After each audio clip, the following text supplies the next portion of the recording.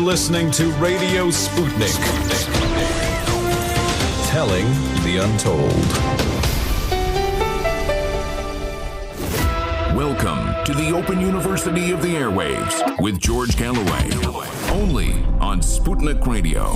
It's all over, bar the shouting, the wailing, the gnashing of teeth and the rending of garments. And of course, the court actions. The fight back has begun. Announced in the Four Seasons Garden Center in Philadelphia by Rudy Giuliani using an oil drum as a podium.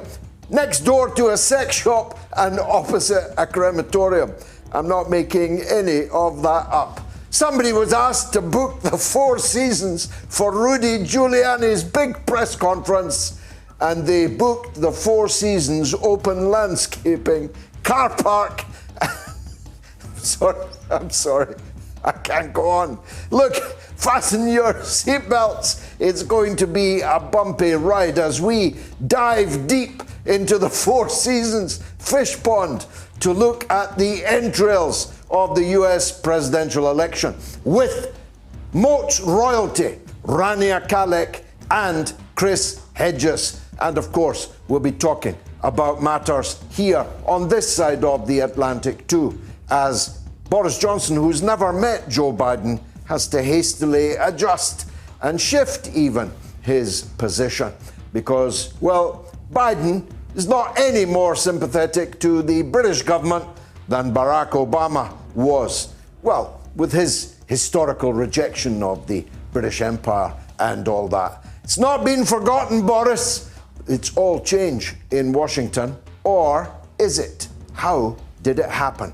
This is the place where we can have the most frank and open discussion about that. This is rock and roll radio with pictures. It's the mother of all talk shows. Radio Sputnik. We speak your language. The mother of all talk shows. The only education you can get for free.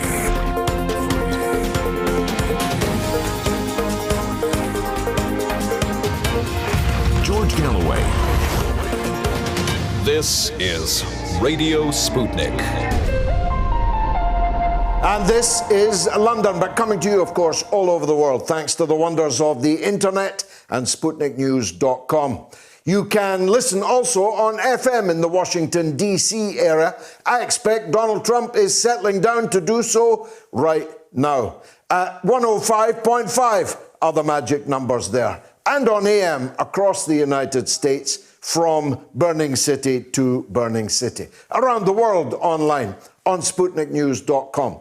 But hundreds of thousands of you, I'll warrant, are already watching as well as listening. And if you are on Facebook, then please share with all of your contacts and all of your friends, because this is going to be a rather special broadcast, I think. You can watch also on YouTube and on Twitter and on Twitch and also on Instagram, at least for the first part of the show, this, my monologue. I address you, of course, on the 75th anniversary of the end of World War II, the crushing of the fascist beast in the rubble of Berlin. This is the first Remembrance Day of the 75th anniversary year. The fallen in World War I and in the anti-fascist war of World War II must be remembered by all right-thinking people.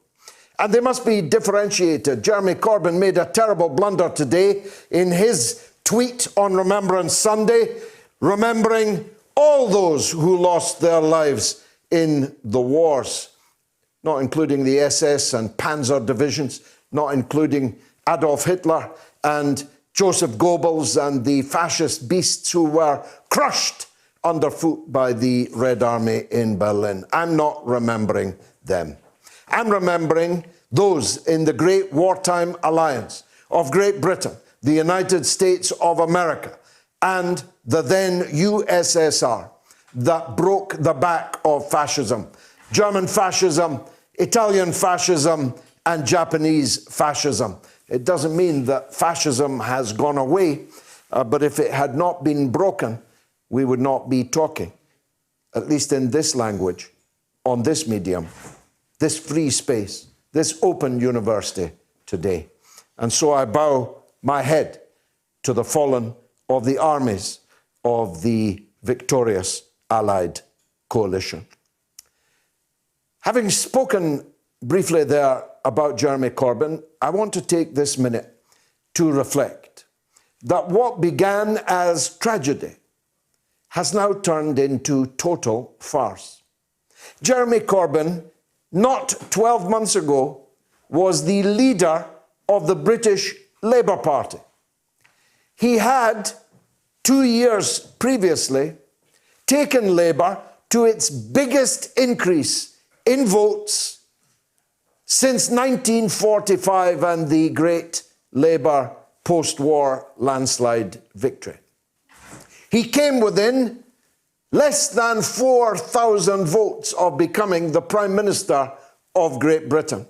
He expanded the Labour Party threefold into the biggest social democratic or Labour Party ever in the history of the Western world. Well over 500,000 members. And now he's been kicked out of the party that less than 12 months ago he led. And the putative reason, the proximate reason, the stated reason why he's been kicked out is for a statement which was not only of the bleeding obvious, but was indisputably, forensically, indisputably true.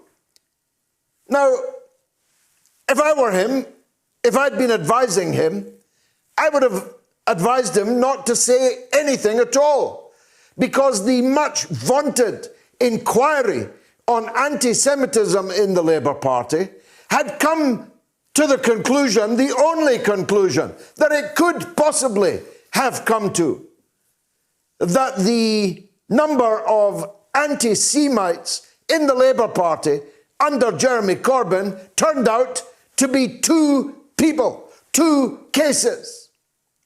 I would have smiled. I might have said, I told you. I might not have spoken at all.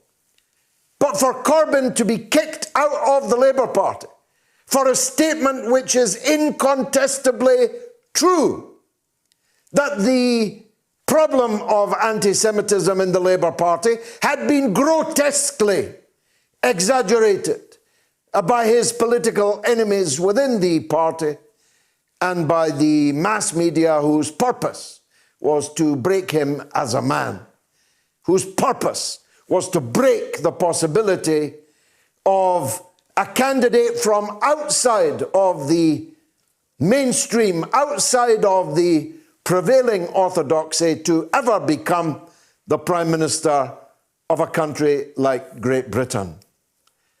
Their job is done. Corbyn is defunct. Corbynism defunct. People are leaving the Labour Party at a rate of knots every single day, but they are not satisfied. They are determined now to root out anyone connected to Jeremy Corbyn, just in case. I may say that such ruthlessness was quite alien and foreign to Jeremy Corbyn, which may be the reason why he's politically dead and they are politically in charge. Maybe there's a lesson there for the future in politics, for people who think like him. But today I saw Emily Thornberry, who sat in all of Jeremy Corbyn's shadow cabinets, latterly as the shadow foreign secretary, the 3rd or 4th most important position in that shadow cabinet, was asked on Sky News if she regretted sitting in Jeremy Corbyn's shadow cabinet. A position she would have died for, a position she'd have bit your hand off for, a position she was prepared to indulge in all kinds of ideological gymnastics for, and her answer was, whatever my personal feelings about that, I'm not going to announce them on national television. Fickle, Emily. And then I looked for an image of her to tweet, and I discovered one of poor old Jeremy kissing her hand at the Labour Party conference, literally kissing her hand. You see, Corbyn is no more because he clasped these vipers to his breast. He preferred those vipers to his own friends, to those he'd sat with, marched with, those he'd campaigned with, those he'd been on picket lines with. He preferred these vipers over them and stood by and allowed all of his friends, one after the other, to be kicked to the curb like curs. He went along with it all, and he imagined that somehow those whose hands he was kissing were in any way loyal to him. It's a tragedy and it's a farce. Now, of course, Donald Trump was not Jeremy Corbyn, but he was from outside of the mainstream. He was from outside of the prevailing orthodoxy. And look at the effort they have made to destroy him. World historic levels of effort. So if I answer my own question, has there been a coup in America? The answer, again, incontestably, is yes. And it didn't begin last week. It began 4 years ago. The same people who told us, their faces wreathed in anger and indignation, that the Russians had stolen the election in 2016, that Putin was a Russian agent, and that Putin had picked the US president, are now equally angrily, their faces wreathed in exactly the same indignation, condemning those who question the integrity of the election. You can't rig an American election. The people who told us the Russians rigged the last one are now saying. Now, for many people, far too many people, idiots, to speak in the way I'm speaking is taken as me supporting Donald Trump. No matter that I have said so often I'm sick saying it, I would not vote for Donald Trump or Joe Biden on pain of death. I don't believe in the concept of the lesser of two evils, even if we could agree on which was the lesser of those two evils. Trump is a thoroughgoing disaster from the point of view of my politics. He has scarred the Middle East with livid, raw, bloody scars from Syria to Yemen.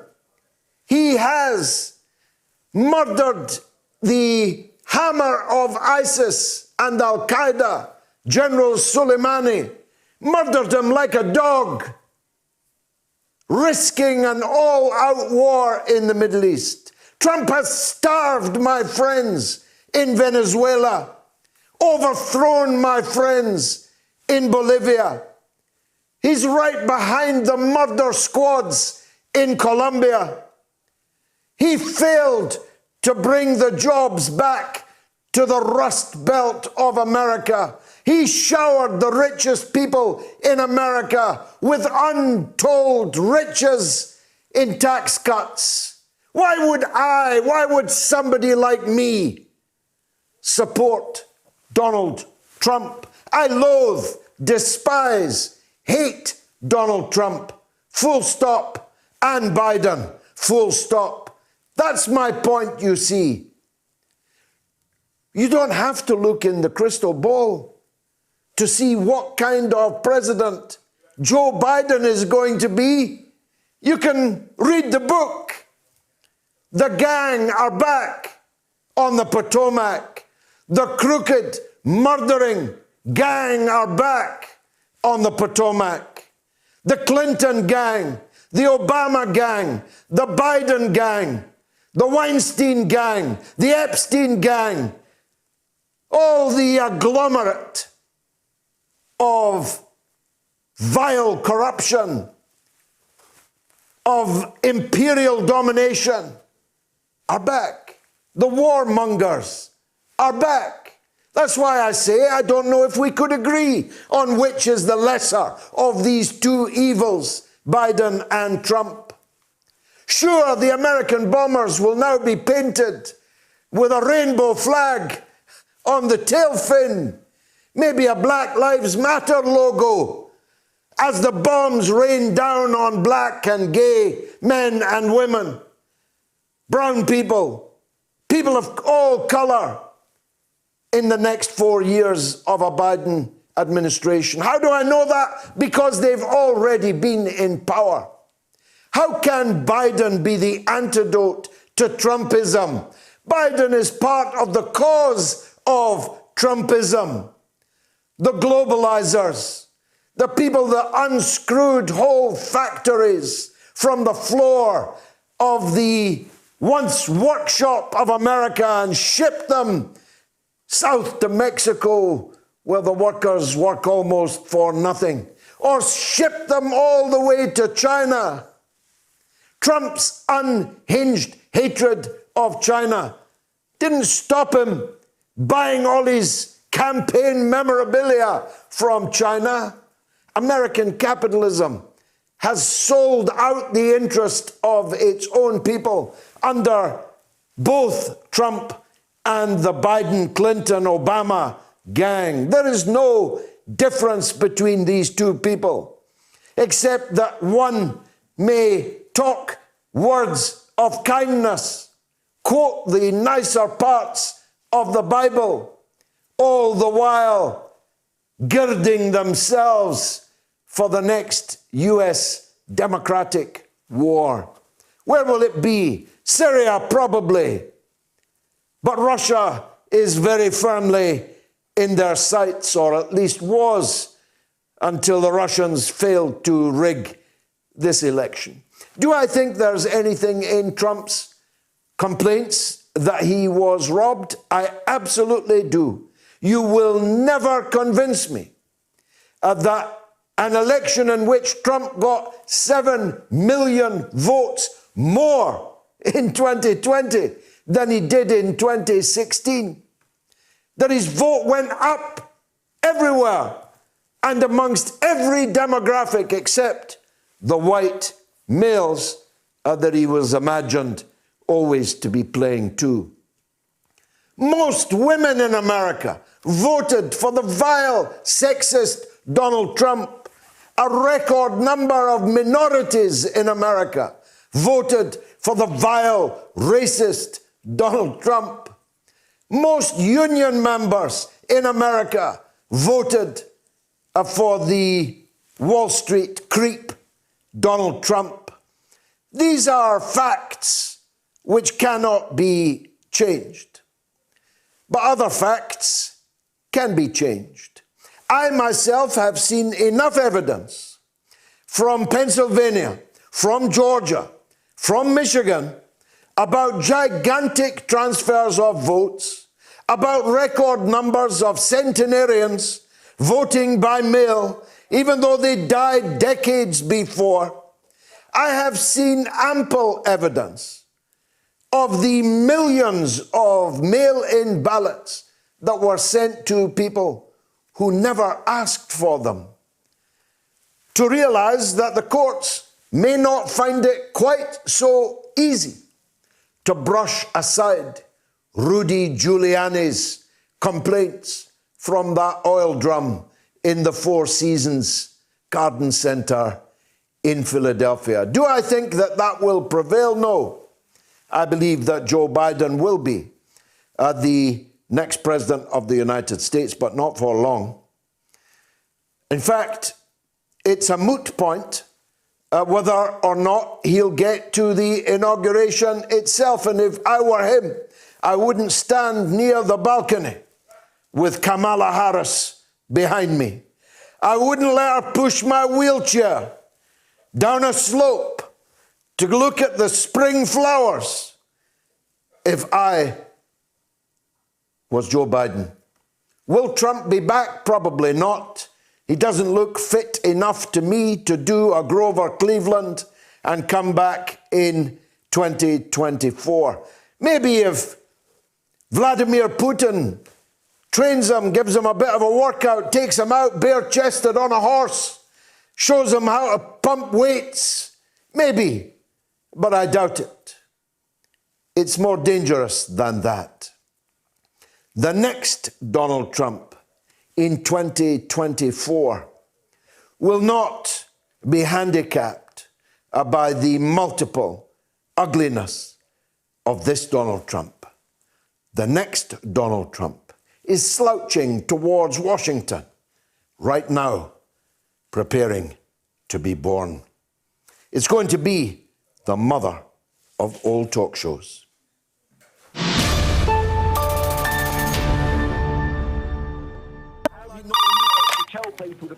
Hello, mother of all talk shows. Hello. Yes? Who is this? Who are you trying to reach? What number is this? What number are you trying to reach? I don't know. Well, I think you have the wrong number. Do I? You do. Take it easy.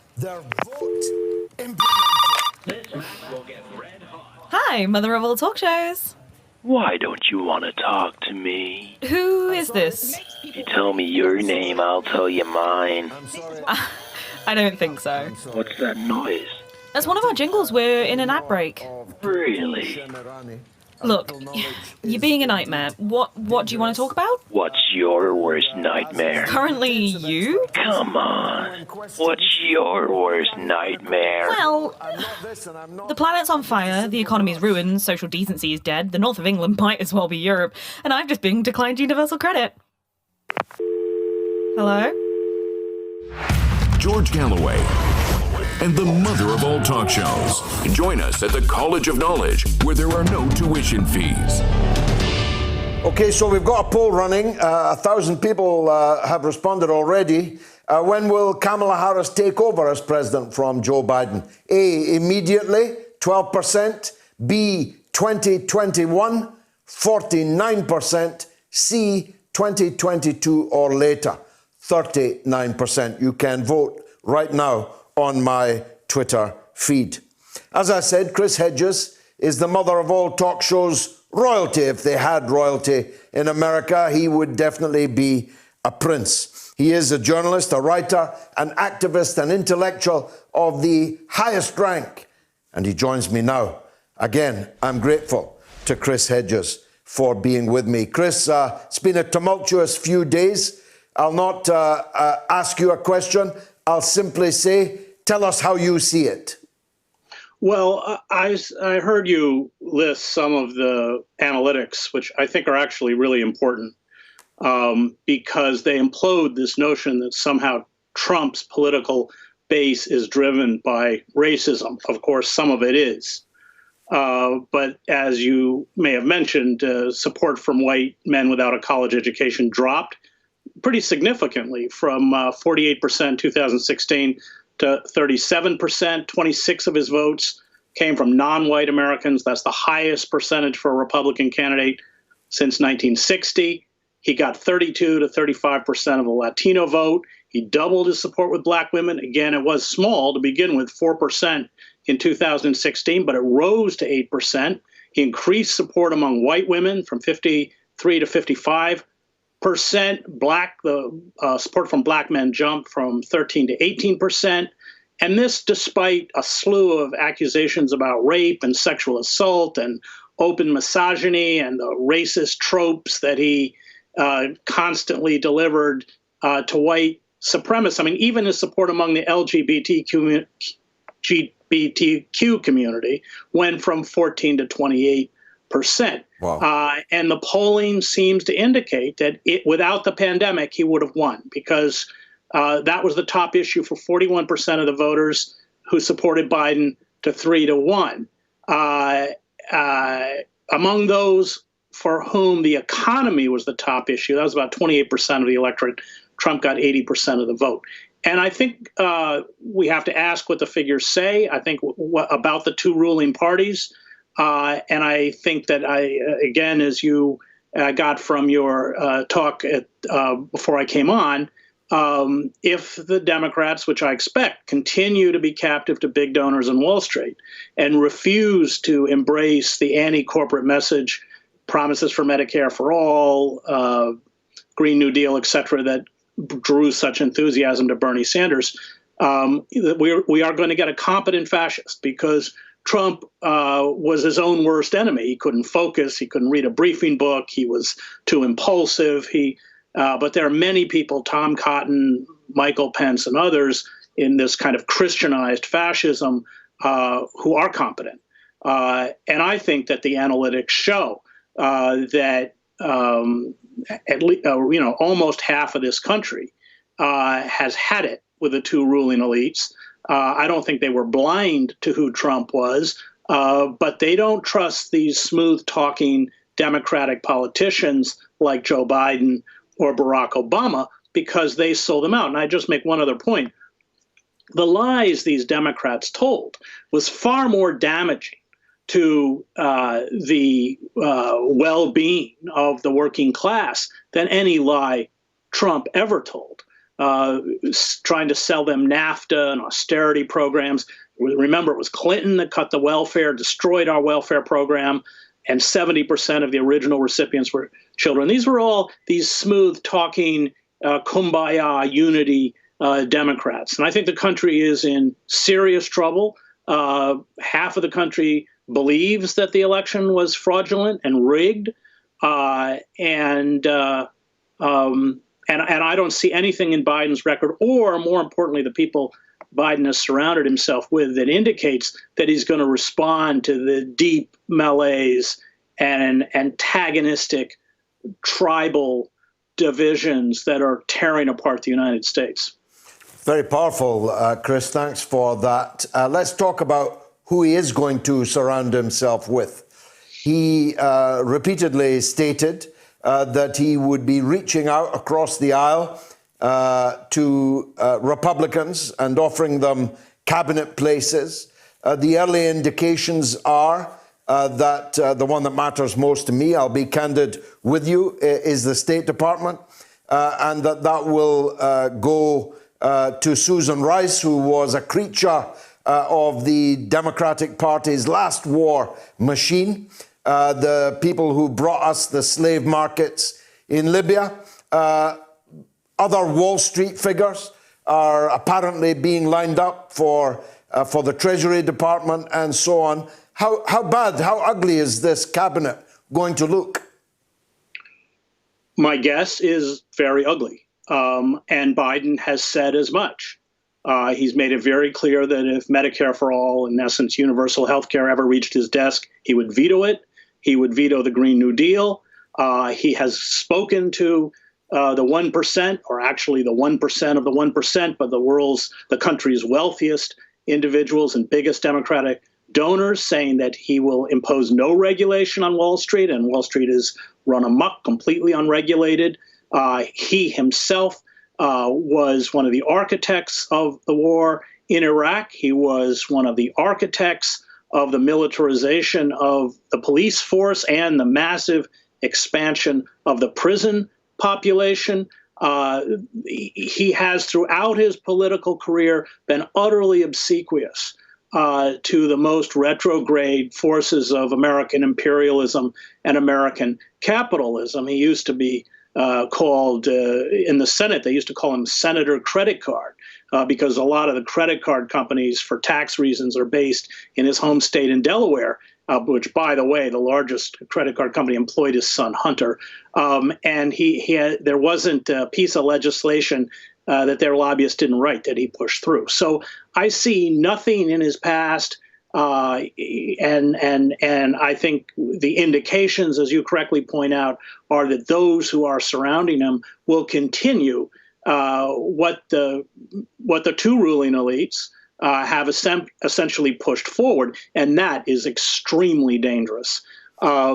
He doesn't have either the moral or the intellectual capacity to do much else. He's a very limited, hollow figure. So I'm extremely worried, and in the long term, but also in the short term, because a lot of the Trump supporters, rightly or wrongly, believe that the election was stolen. A lot of them are armed, and I think that we have already seen close calls in terms of attempts to assassinate mainstream Democratic leaders, to kidnap the governors of Michigan and Virginia. They were actually going to put them on trial and execute them. We had a couple of years ago where a Trump supporter mailed pipe bombs to most of the hierarchy of the Democratic Party, along with CNN. If those had gone off, he would have decapitated the Democratic Party. And so it reminds me of Yugoslavia. I mean, eventually they're going to succeed. And I think that Trump will continue to incite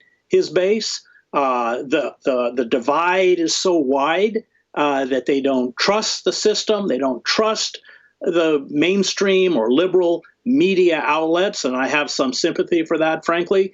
CNN, MSNBC, and they're almost unreachable. So that I just find, having covered the war in Yugoslavia, many, many echoes of the disintegration and breakdown in Yugoslavia that led to the horrible fratricide that I covered. The trope of Trump that he had gone down to big media, big tech, and big money has the benefit of being true, doesn't it? Yeah, Biden. I mean, you have to look at the super PACs that were set up largely by Silicon Valley and Wall Street, and they pumped tremendous sums of money into the Biden campaign, and they weren't doing it because they love democracy or they want universal health care or a guaranteed personal income.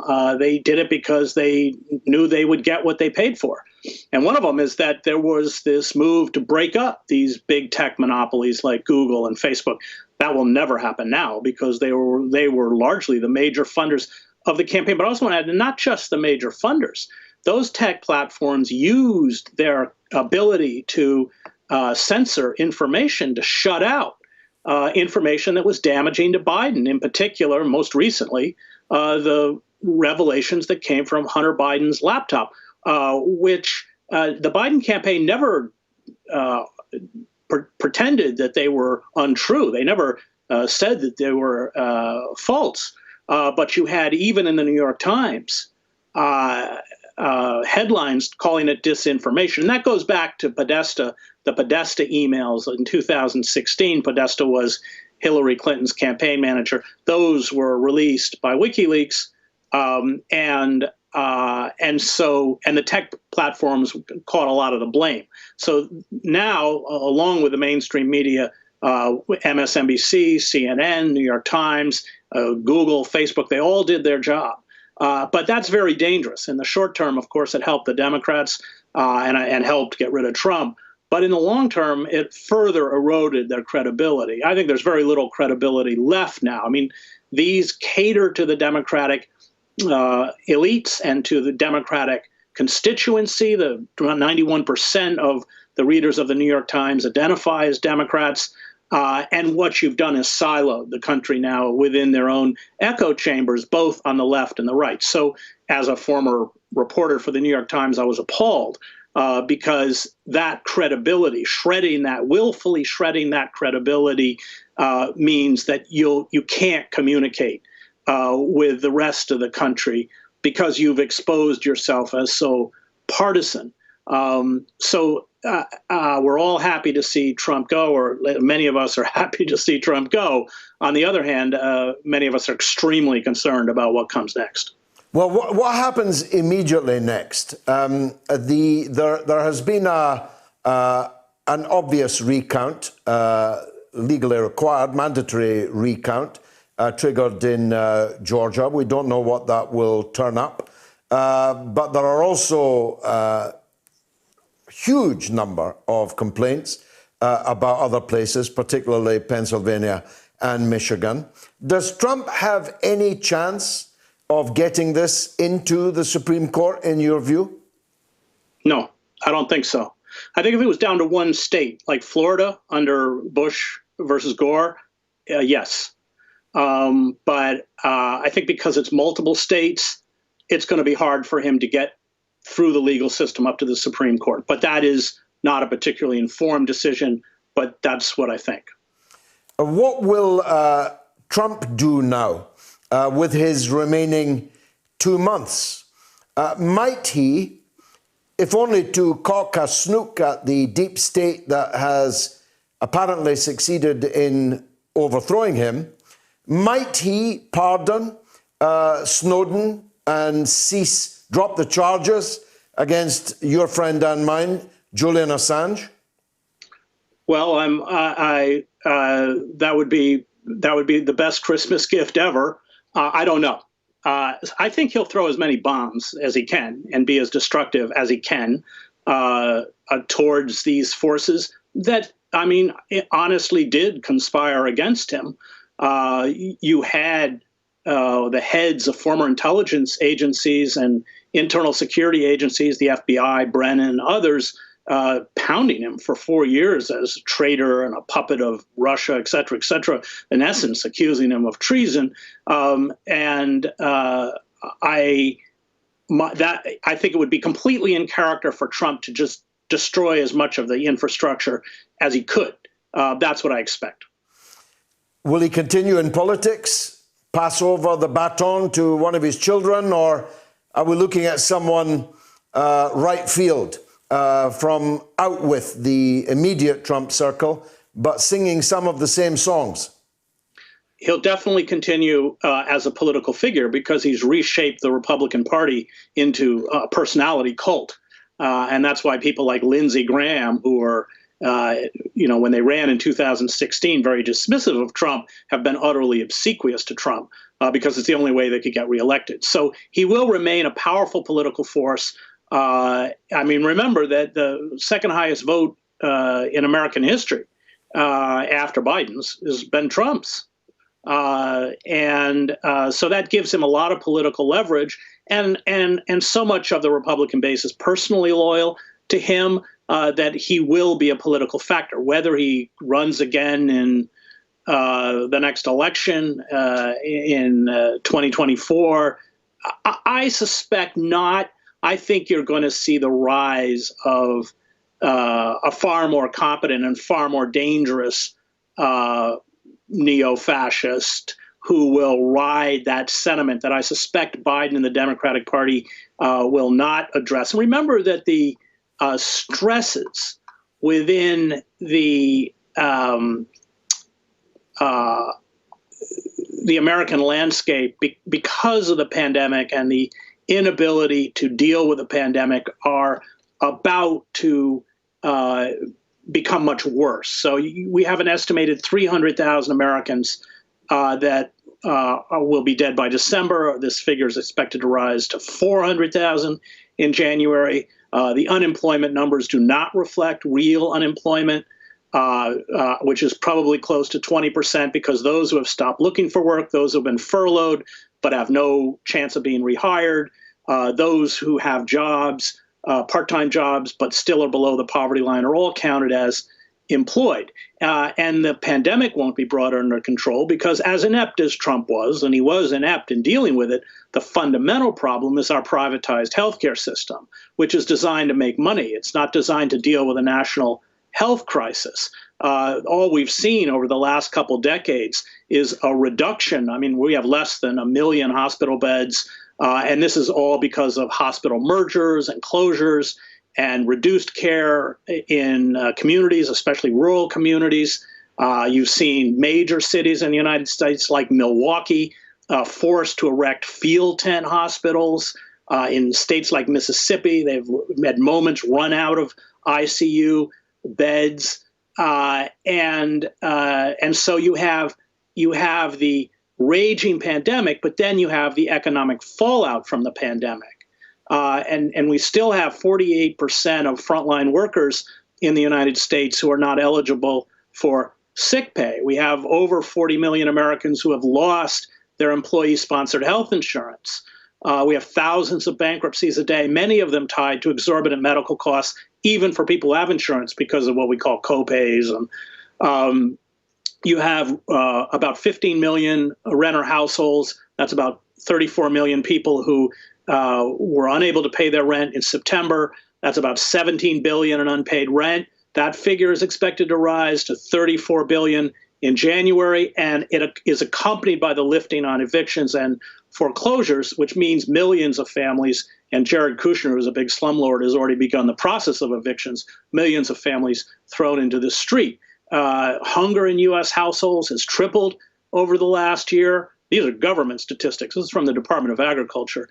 The proportion of American children who don't have enough to eat is 14 times higher than it was last year. A study by Columbia University estimates that an additional 8 million Americans have now been can be classified as living in poverty. And meanwhile, of course, throughout the pandemic, the billionaire class has profited in obscene ways. The 50th richest Americans have as much wealth as half of the country. And it's not just African Americans and the poor and the working poor have been hit, but millennials, which is about 70 million people who have an estimated 4.6% of the U.S. wealth. So all of those stresses, and the country is already disintegrating, all of those stresses are going to put further pressure on a system that can't sustain stress. Fasten your seatbelts. Chris Hedges, thank you for joining us on the mother of all talk shows. How's the poll doing? Has it been refreshed? I think not. Let me plug the phone numbers. The number in the UK is 02077 982 255. Or if you're in the US, it's 001 757 744 4480. Or you can tweet us at George Galloway or at RTUK News, preferably at both of us. Yeah, here's the latest. So 1,488 people have voted, and 12% of you think Kamala Harris will take over immediately, 48% during next year, 40% in 2022 or later. You can still vote on my Twitter feed. Let me take a quick break.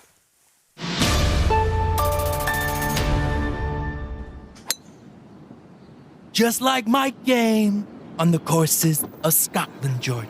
I'm coming out swinging. I'm in the rhythm of my life, and I'm sinking everything, George, on my way to term 2. My points have never been lower. The economy, my numbers speak for themselves. And if they could speak, they'd be like, "You're doing such a great job, Mr. President. You're so sexy." I am shooting so under par right now. So under par. I'm just always playing great. It is me, Joe Biden. It sure is, Joe. Be a guy and get my ball out of that bunker. It is me, Joe Biden. You never catch me in one of those, America.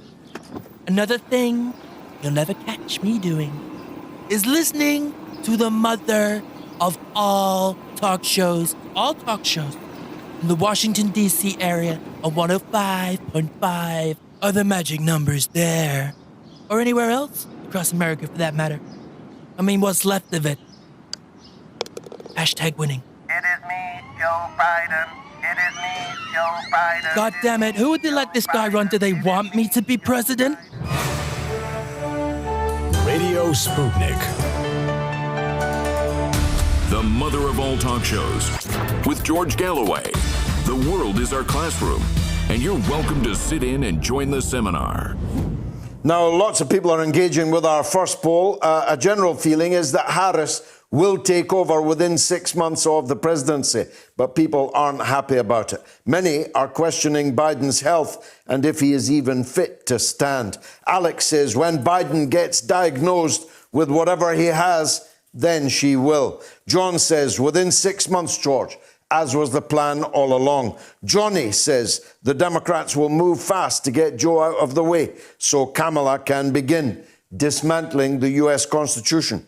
And Sean says, first we have to wait until the lawsuits are over. The possibility of a Harris presidency will increase after the roller coaster of emotions that Biden is going to feel in these next few weeks. The heart rate will not be doing any favors to his health. Then we will see lots more where that came from. But let's take some calls. Eve is in Idaho. Always worth hearing from him. Eve, thanks for joining us. Hello, George. Thank you for having me. Welcome. I wanted to tell you about the kind of a dream, I had. Is I imagine that in Venezuela, you have an election and Guaido is winning. It's midnight, and then people say, no, we stop counting, and the day after, Maduro, the count is completely different, and Maduro wins the election. I would like to know how the U.S. would spin that story. And so what I wanted to tell you is that I want to tell you the good and the bad about the thing. The good is that I think we have lost all the ground to interfere in Belarus, in Venezuela, in Syria, lecturing them about the election.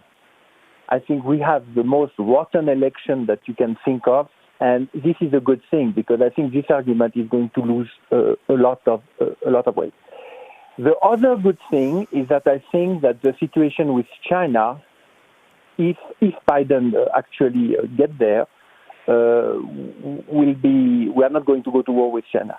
The really bad thing is about Syria. I have followed this war very intensely since 2011, and I think that we are completely responsible of it, and I think it's going to get a lot worse. I think the conflict in Karabakh, the High Karabakh, is going to be much worse. The relation with Russia are much worse. And to finish, I just have a slight disagreement maybe with, I don't know what you think, but maybe with Chris Hedges, is that I don't think it's over. I think it's going straight to the Supreme Court, and I don't know what they're going to do with it. What's the path, though, to the Supreme Court? You have to get a local court to pass it upwards. How do you get to the Supreme Court? Well, I think what you say is right. I mean, my small experience, with the court is things like real estate and things like that. And I can tell you that the first shot, you see, the lawyers usually, which are local, are not going to defend you because let's say a lawyer in Pennsylvania is working for Philadelphia. So you go from county to state, and after federal court, appellate court. Yeah, you have to go the whole. But Giuliani knows that. I mean, yeah, but you can't do all that before January, and the Constitution is very clear with the date in January, which a new president or a re-elected one must be sworn in. Well, except that the Supreme Court can take any case they want. You see, they don't have to wait for the whole thing. If there have been a very simple case about a scientific book. I know this one. It was a kid who was in university, and he noticed that the book was cheaper in India and then the Supreme Court, they took the case. So the Supreme Court, in my opinion, they are made for that. They cost a lot of money. They are very independent. They are named for life. This is their case. I mean, but it's true that if they don't take the case, there may not be enough time. Yeah. Okay, Eve, thanks for that call. Daniel is in Slough in England, but on the US election. Daniel, go ahead. Hey, George. I love the show. Thank you. From a young committed socialist, just want to say, love the show, sort of dedicated to it. Thank you. So just with regards to sort of the Biden and Trump, with the Biden and Trump thing, with you said that you weren't able to vote for either Biden or Trump. No. Largely, I can sympathise with that, but we've got to recognise it as a two-party system in the US, and Trump... Well, Daniel, let me interrupt you for a minute. There's a two-party system here, and the reality is I could not vote for Keir Starmer or Boris Johnson. Could you? I don't know. As a Labour Party member, tenuous as it is, I'd still rather... You better be careful then. Yeah, go ahead. Yeah, I'll take that as a yes for Starmer.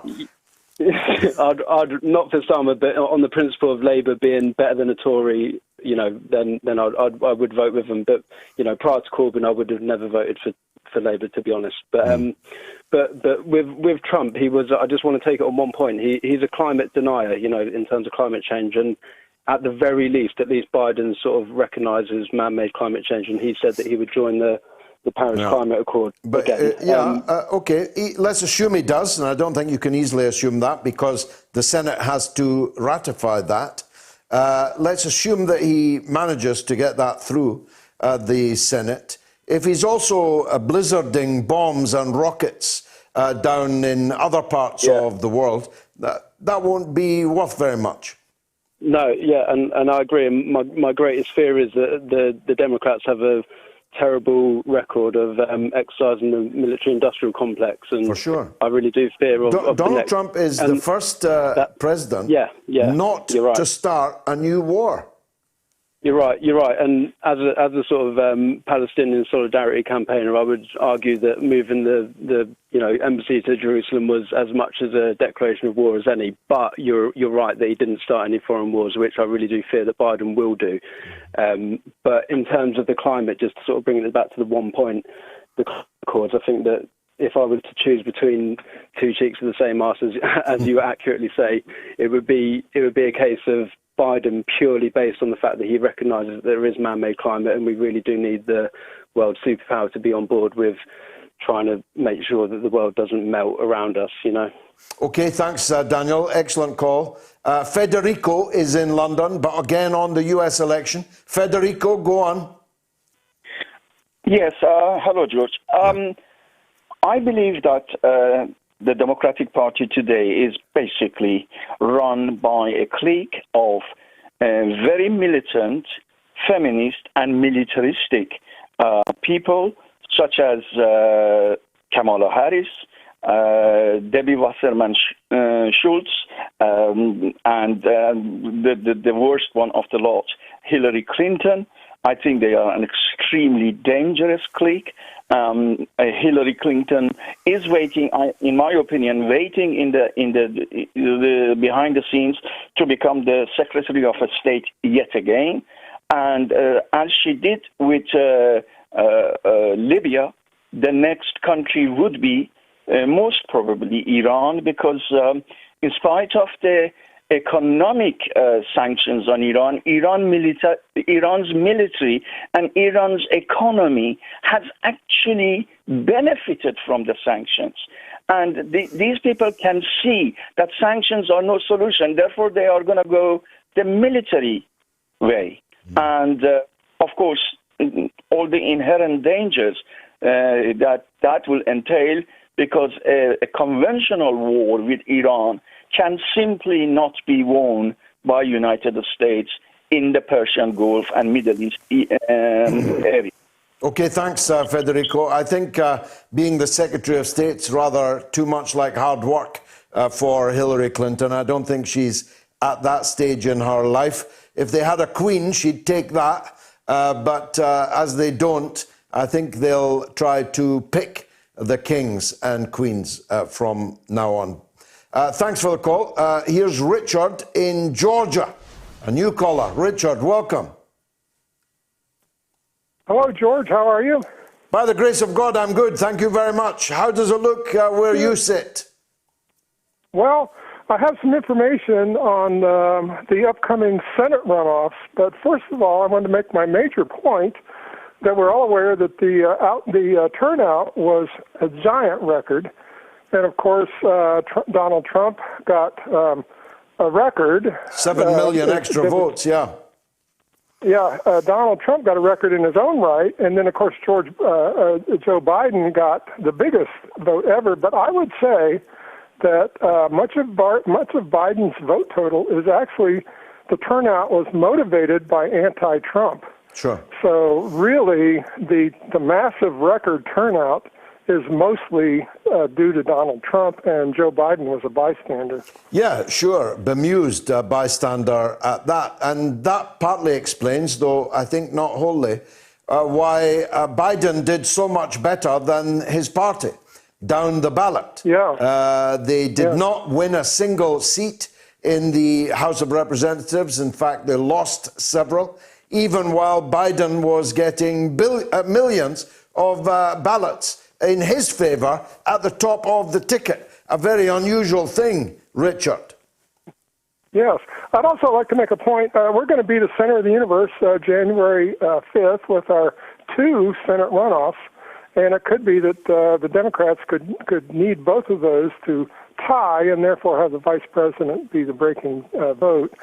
The bad news for Democrats in Georgia, the runoffs almost always go to Republicans because they turn out more consistently, even when it's not a presidential election. So that's not good news. Another thing, one of the votes is David Perdue, the incumbent Republican, against John Ossoff, the challenger. David Perdue tied himself to Donald Trump, and he got almost the exact same vote in Georgia as Donald Trump did. John Ossoff underperformed Joe Biden, so that does not look good for Democrats either.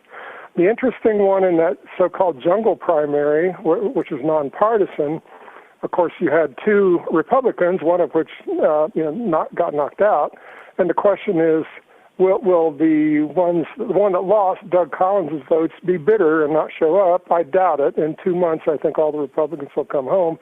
And you add their 2 votes together, it comes out to about 47%. The Democrat that actually won with 33%, I believe, if you add in all the other Democrats, there were like 20 people on the ballot, you add that 15% to his, he's right up there at about 48% or so. So, but then it all comes down to turnout. Down to turnout, yeah. And as you say, in these by-elections, the Republicans usually turn out more. Okay, thanks very much, Richard, for that. Let me squeeze in Frank in Paris. Frank, welcome. Yeah, thank you. Good afternoon, George. Good afternoon, sir. Yes, I'm just disappointed in the elections in the U.S. because I feel that the Middle East have been quiet for the last 4 years. Now Obama is coming back again with Joe Biden. I think I'm a little bit worried because I'm hearing Susan Rice is going back to the Secretary of State position.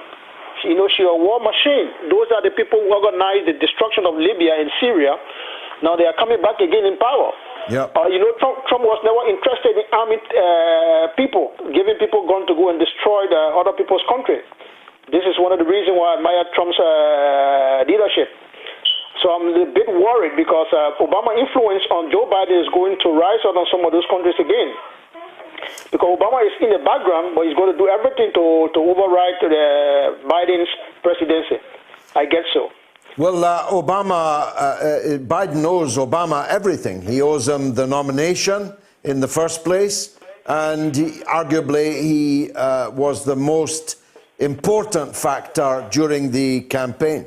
And the gang that I described earlier, the Clinton-Obama-Biden gang, who caused such devastation around the world, are very definitely back. And the deep state and the Pentagon and the military-industrial complex are all cheering mightily at that. That's a fact, Frank. Thanks for making it. It was a very good call, but I have to go to the news very shortly with Jamie Lowe. But I said we had royalty on the show tonight. If Chris Hedges was the prince, then Rania Khalek is our princess. She's a journalist, presenter, and writer, and she's up in the second hour after the news with Jamie Lowe. The mother of all talk shows. The only education you can get for free. Radio Sputnik. We speak your language. Find us at SputnikNews.com.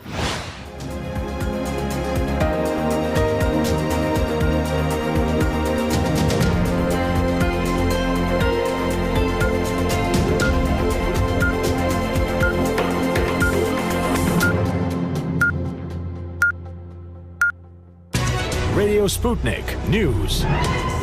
US President-elect Joe Biden has said it's time to heal the United States in his first speech, vowing not to divide but to unify the country. Let's give each other a chance, he said at an event in Delaware, addressing those who didn't vote for him. Biden defeated incumbent President Donald Trump following a cliffhanger vote count after Tuesday's election. Trump has yet to concede and has not spoken publicly since his defeat was announced while he was playing golf. The result makes Trump the first one-term president since the 90s. His campaign has filed a barrage of lawsuits in various states, but election officials say there is no evidence that the vote was rigged against him, as he has said. Addressing cheering supporters in a car park in his hometown of Wilmington, Biden said, "I pledge to be a president who seeks not to divide but to unify. He doesn't see the red and blue states, only sees the United States." Biden, who has won more than 74 million votes so far, the most ever for a US presidential candidate, hailed the diverse support he gathered during the campaign and thanked African-American voters in particular. But he also reached out to Trump supporters directly. "It's time to put away the harsh rhetoric, lower the temperature, see each other again, listen to each other again," he said. His running mate, Kamala Harris, in her first speech as vice president-elect, said, "While I may be the first woman in this office, I will not be the last." She made history in more ways than one, being the first female and first woman of African American and South Asian American descent to get the job. Earlier, in a video posted to her social media, she was seen saying, we did it, Joe, you're going to be the next president of the United States." The French Prime Minister, Emmanuel Macron, has warned the second wave of coronavirus has brutally and violently arrived in the country after almost 90,000 cases were recorded in a single day. The figure of 86,852 COVID-19 cases reported by the country's health ministry for Saturday is a record high for the third day in a row, authorities said, although they added that there had been accidental underreporting earlier in the week. Total coronavirus cases in France have reached 1,748,705, the fifth highest tally globally, and linked deaths have also exceeded 40,000. Some 27,660 people are being treated in hospital. Back here in England, and hospitals in Greater Manchester are treating more COVID patients than at the peak of the first wave, resulting in non-urgent care being suspended. Non-urgent hospital surgery and appointments will not go ahead as planned, as coronavirus admissions have increased by 64 patients in just a week. Urgent and emergency care, such as cancer treatment, will continue. Before a nationwide lockdown came into force in England on Thursday, Greater Manchester had been in the highest level of the three-tier system of restrictions. The government is to spend more than £400 million to support poor children and their families in England, following a campaign by footballer Marcus Rashford. A winter grant scheme to be run by councils will provide support with food and bills, and a holiday food and activities programme is to be expanded. Rashford said it would improve the lives of almost 1.7 million children. The move represents a climb down for the government, which has said universal credit was the best way to help. The Queen has led Britain in marking Remembrance Sunday, as people around the UK privately paid their respects at home due to the coronavirus pandemic. She was joined by family members and the Prime Minister at the scaled-back service at the Cenotaph in London's Whitehall. Social distancing measures were in place and the service was closed off to the public for the first time. Normally, Whitehall is packed with thousands of veterans and members of the military for commemorations, but on Sunday, less than 30 veterans were in attendance. Millions have voted in Myanmar's general election, just the second since the military rule ended in 2011. It comes just 5 years after Aung San Suu Kyi won a landslide victory and entered into a power-sharing agreement with generals who still hold huge power in the country. Suu Kyi remains popular in Myanmar and is expected to win. But the Nobel Peace Prize winner and global icon has dramatically fallen from grace internationally for her response to the Rohingya crisis. Hundreds of thousands of Muslim Rohingyas fled an army crackdown in 2017. Observers have questioned the credibility of the election because of the disenfranchisement of virtually all Rohingya. Azerbaijan has captured a key town in the separatist Nagorno-Karabakh region, according to the country's president. Ilham Aliyev announced in a televised address on Sunday that Azerbaijani forces had taken Shusha, known as Sushi in Armenian. Armenia, however, denied the town's capture and said fighting was ongoing. Capturing the strategically important town would be a major victory for Azerbaijan in the ongoing conflict over the disputed territory. Nagorno-Karabakh is internationally recognised as part of Azerbaijan, but is governed by ethnic Armenians backed by the Armenian government. Up to 150 people are feared to have been killed in a landslide in Guatemala after Storm Eta lashed Central America with torrential downpours. Many of those who lost their lives in the remote mountain village of Cueja in the country's central region of Alta Verapaz were buried in their homes under mud, according to authorities. The devastating weather front has wreaked havoc from Panama to Honduras and Mexico, which between them have recorded more than 50 flood-related deaths. And finally, Donald Trump's attempt to remain at the White House turned into farce, as his legal team ended up having to hold a press conference outside a landscape gardening firm and next to an adult bookstore and a crematorium. Instead of the Four Seasons Hotel in Philadelphia, it ended up happening at Four Seasons Total Landscaping on the outskirts of the city. Trump had put out in a now-deleted tweet that there would be a big press conference at the Four Seasons in Philadelphia. However, as the still incumbent president played golf and continued to say the election was stolen from him, the upmarket Four Seasons Hotel had to make clear that it was not involved in the Rudy Giuliani press conference. The event eventually went ahead in the car park of the garden centre. The unusual location and confusion has been meat and drink on social media, with thousands, including comedians, lapping up the situation, weighing in with jokes and memes. Some compared the bizarre occasion to something from a political satire programme, such as the BBC's The Thick of It or the US comedy Veep. And that's the latest here on Sputnik News. I'm Jamie Lowe.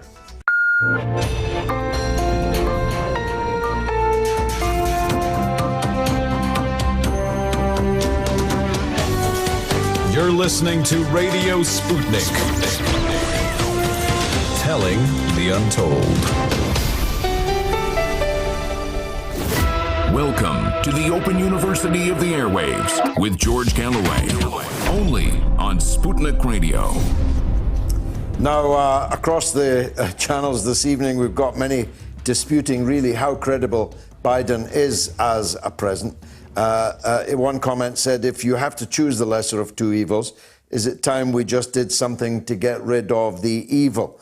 Harry says, though, it's one of the best ones, at least the smell of fertilizer wafting through the air at the Four Seasons Landscaping Centre will help disguise the political BS. I find that story so extraordinarily funny. But the big picture is, of course, very far from funny. Let's talk with Rania Khalek, journalist, presenter, broadcaster, writer, and up there with the very best of political pundits in the United States. Rania, welcome back to the show. It's always a pleasure to see you. I want to ask you mostly about what the impact on foreign policy of a Biden presidency will be. But first, what's your take on the election and where we stand? Will Biden's presidency stand? Will it be quickly swept away by the courts? What do you think is going to happen? I think his presidency will stand. I don't think he'll last more than one term. And I actually think that the Democratic Party, rather than celebrating in the streets, should be scared right now. While it's wonderful that Trump was defeated because we had a COVID pandemic that he completely botched and because the economy crashed. I really do believe had it not been for the pandemic, he likely would have won a second term. And I find it quite alarming, and the Democratic Party should find it alarming, that 70 million people still came out and voted for Donald Trump. And they don't want to or seem interested in examining why that happened. Trump was able to maintain a fairly solid base that he built back in 2016. Those same people came out and voted for him on top of even more people than in 2016. So this is a solid base of populist right-wing support that isn't going anywhere just because Democrats managed to squeeze in a win. And I think it's there's a very strong lack of understanding of the Trump phenomena and what led to his rise. And you can tell because Democrats gave us another corporate hawkish candidate to go up against Trump at a time when we needed left-wing populism. They gave us the exact recipe that lost to Trump in 2016. And now they've created a situation where they're going to go back to the very same policies, the very same collapsing neoliberalism that led to the ignorance and hate that gave us Donald Trump. We're going to have another 4 years of that, and it's going to be a failure because people are miserable. Inequality is rising. They're going to continue to be miserable. And when it comes into another 4 years from now, you're going to have a situation where either we're going to have like another Trump run and he's going to reinvigorate his base again and spend the next 4 years campaigning for re-election in 2024. Or what's even scarier is you're going to have a situation where somebody even more charming and effective than Donald Trump will come along on the right and just sweep into victory on this sort of momentum of hatred for the establishment that's very real and still exists in America across the country. Yeah, very real. And of course, the establishment funded and facilitated the Biden victory. Trump is not wrong when he said he was up against big tech, big media, and big money. This is indisputably true. Now, the establishment in the Democratic Party is back. They're talking about Susan Rice, for example, the architect of the disastrous foreign policy of the Barack Obama presidency, the Obama-Biden presidency. She's a surrogate of Hillary Clinton. She's going to be in charge of U.S. foreign policy, everyone seems to think. So although the American bombers might play kumbaya as they're taxiing down the runway and might have the rainbow flag painted on their tail fin, they're going to be back to killing people quite soon. Well, I mean, I would argue they also never really stopped. But yeah, when it comes to U.S. foreign policy, there is this kind of consistency that is maintained regardless of who is in charge. I think there'll be some slight differences in a Biden administration that are mostly personal. Like, I do think that Joe Biden will likely try to go back to some version of the Iran nuclear deal because he participated in helping to negotiate it under the Obama administration. But that said, there are very few areas where these two parties on foreign policy diverge. It's exactly what you just said, right? One drops bombs while telling you they're dropping bombs on you and that they hate you, and the other drops bombs while saying they support, equal rights and claps when a woman is doing it, right? And we're going to have Kamala Harris in the vice presidency, getting her chance to slay as the first woman of color in that position. And we also have, Joe Biden is going to just resurrect the foreign policy establishment. He's going to put them back into the positions they were in before Donald Trump came in and kind of hollowed out the State Department and hollowed out the Department of the Defense. So what you might actually see is a more effective operation of U.S. empire under a Biden administration, just because it'll be more competent. And, it'll function better because you won't have somebody like Trump in charge who just is confused and disagrees and doesn't really, know how to carry out, his daily duties. So that is, that is a bit frightening to think about, how that's going to manifest around the wormore. It's not going to be good for Latin America. It's not going to be good for the Middle East. And I think you're going to also see a more hawkish stance, if that even is possible, against China. And I think that the U.S. was already headed in that direction, right? This sort of great power competition with China. So I think you're going to see a Biden administration come on, hard about resurrecting the new Cold War against China, maintaining this new Cold War against Russia. So it's going to be the same hawkish stuff that you saw before Trump was in office and even while Trump was in office. But it's just going to be run more effectively. Let's focus on the Arab Middle East. You've made the point, I agree with it, about the Iran nuclear deal.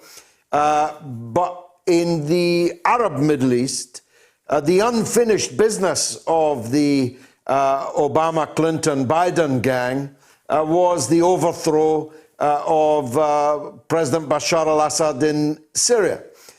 Is it too late for them to resurrect their war in Syria? And if it isn't too late, do you think they will?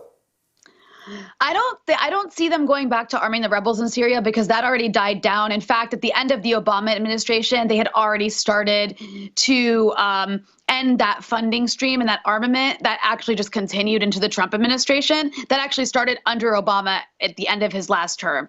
So I think they were already kind of just done with that. I think what you're going to see is this continued suffocation of Syria through these heavy-handed Caesar sanctions. I don't think Biden's going to come along and undo that. So I think you're going to actually see the same policy that you've seen under Trump continue to be implemented. They're going to continue to occupy Syria, but instead of telling you like Trump did that they're doing it to guard the oil fields, they'll tell you that they're doing it for some human rights purpose or some other, lie, like to help the Kurds or something. So they'll continue to do what the U.S. has been doing. They're just going to say they're doing it for polite reasons rather than be honest with you that they're just being belligerent bullies. On the other hand, Trump and his family, particularly his son-in-law, had quite extraordinary relationship with the Saudi strongman MBS.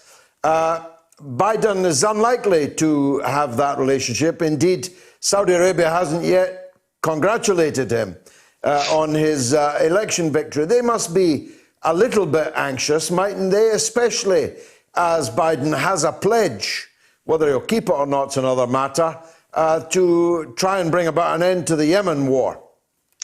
Yeah, so that's actually one area where there could be differences. Biden has promised to stop arming Saudi Arabia against Yemen. That could quite possibly happen because the U.S. doesn't really have an interest in doing that anymore. And it's, I think for people like MBS and Benjamin Netanyahu of Israel and Mohammed bin Zayed of the United Arab Emirates, these people were really controlling U.S. policy in the region. They were getting whatever they wanted from Jared Kushner and Mike Pompeo. So, and they also played a role in trying to help Trump get reelected. We always talk about foreign interference, but it's just, never something that's on the table to discuss when it comes from the Israelis or from the Emiratis or from the Saudis. But yeah, these three countries, the governments of these three countries are definitely going to be very upset because they're basically losing an ally in the White House who literally would give them whatever they wanted. That said, you're not going to see a significant change, I don't think, in policy towards Saudi Arabia or towards Israel. Israel will keep getting its $3 billion in military aid every year, just like it's, gotten for the last several decades under both parties, no matter who's in charge. Saudi Arabia will continue to receive mostly unconditional support. I mean, when it comes to the Democratic Party, you do hear some murmurs of criticism of Saudi human rights abuses and the way they treat women, but it's really just rhetoric. It doesn't mean anything in substance. It's just symbolic. So, I mean, yes, I don't want to pretend there aren't differences between these two, but at the end of the day, overall, you're not going to see that dramatic of a shift beyond maybe Yemen. And, you'll see a bit of a more reasonable diplomatic tone taken with Iran. The Latin America, which you referred to, I just saw a quote from Biden boasting that he was in the front demanding recognition of Juan Guaido as president of Venezuela. He's been absolute hawk on sanctions against Venezuela, against Nicaragua. I don't think there's going to be much relief in Latin America.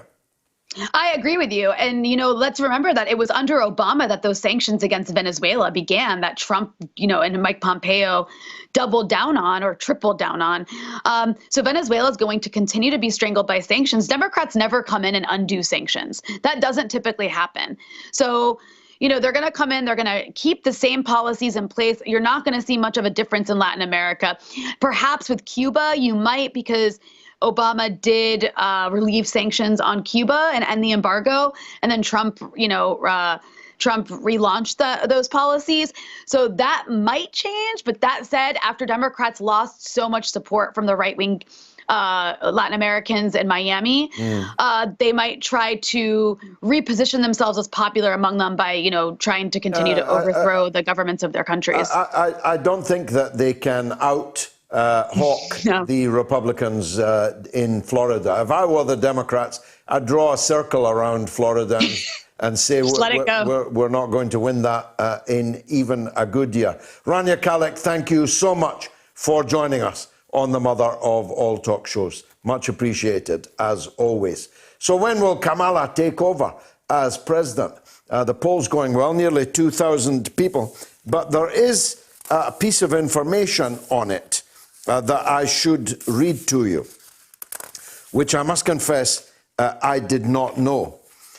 It says this: the Constitution states that if the vice president became the president in the first 2 years, they can only stand for presidential election one time.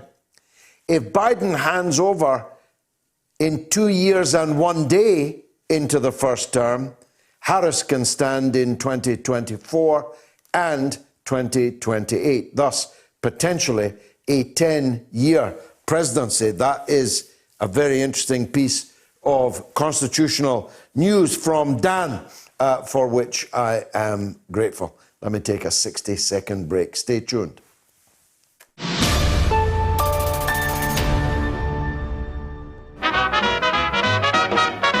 Oh, Johnny, how you can love. Stop banging on the toilet door, Amber. Stop banging on the toilet door. You're gonna frighten the pilot. Anyway, I'll talk to you when we land. Although that could take a considerable amount of time. Oh, Johnny. Breaking news, expert analysis, and exclusive stories, all in one place.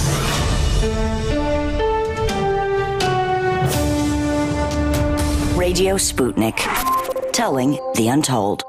Global higher education with one of the world's best-known iconoclasts. The mother of all talk shows with George Galloway. Okay, you can still vote on my poll on my Twitter feed at George Galloway. Now, this is the spot where I look back at the 7 days which shaped our present and no doubt our future. This is the week in all our histories. They sought him here, they sought him there, but they couldn't find him anywhere. It was on this day in 1974 that the Metropolitan Police said they were looking for Lord Lucan following the murder of his children's nanny and an attack on his estranged wife. They never did find him.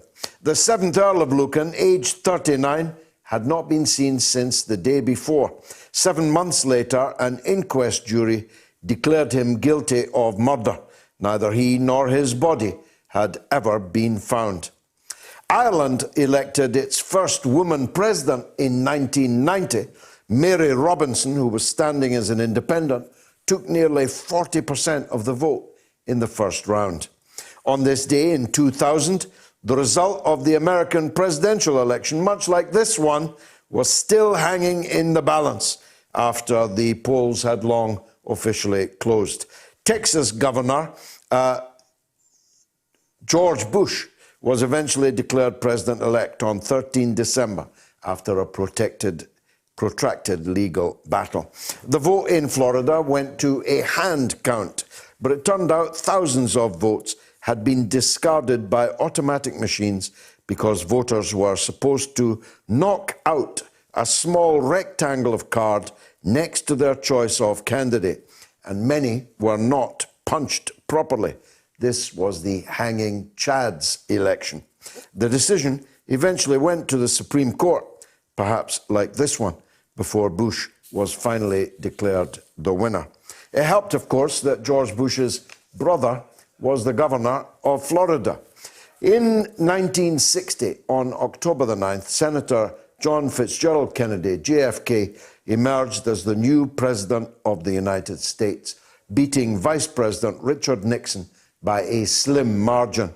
His term ran for just 2 years before he was assassinated in Dallas on 22nd November 1963, an event that left the nation, and not just that nation, totally stunned. One of the greatest figures in the history of France, General Charles de Gaulle, died at his home of a heart attack in this week in 1970. He was 79. The wartime hero and former president was playing patience and watching television when he suddenly slumped in his chair. Who knew a card game could turn fatal? If you see me about to play patience, please take the cards off me. And in 1989, the Berlin Wall was breached after nearly 3 decades keeping East and West Berliners apart, it says here. At midnight, East Germany's rulers gave permission for gates along the wall to be opened after hundreds of people converged on crossing points. On October 10th, 1960, bookshops all over Britain sold out of Penguin's first run of the controversial, saucy, it says here, novel Lady Chatterley's Lover. A total of 200,000 copies were sold on the first day of publication. Within a year, the book, which would be considered pretty mild today, had sold 2 million copies, outselling even the Bible. And the Labour Party chose left-wing MP Michael Foot, God rest his soul, as its new leader in 1980. The following year, senior Labour figure Roy Jenkins joined the Gang of Three to defect from the party, forming the centrist Social Democratic Party. That worked out well. And I dumped his ample, well-upholstered backside out of Parliament just a few years later.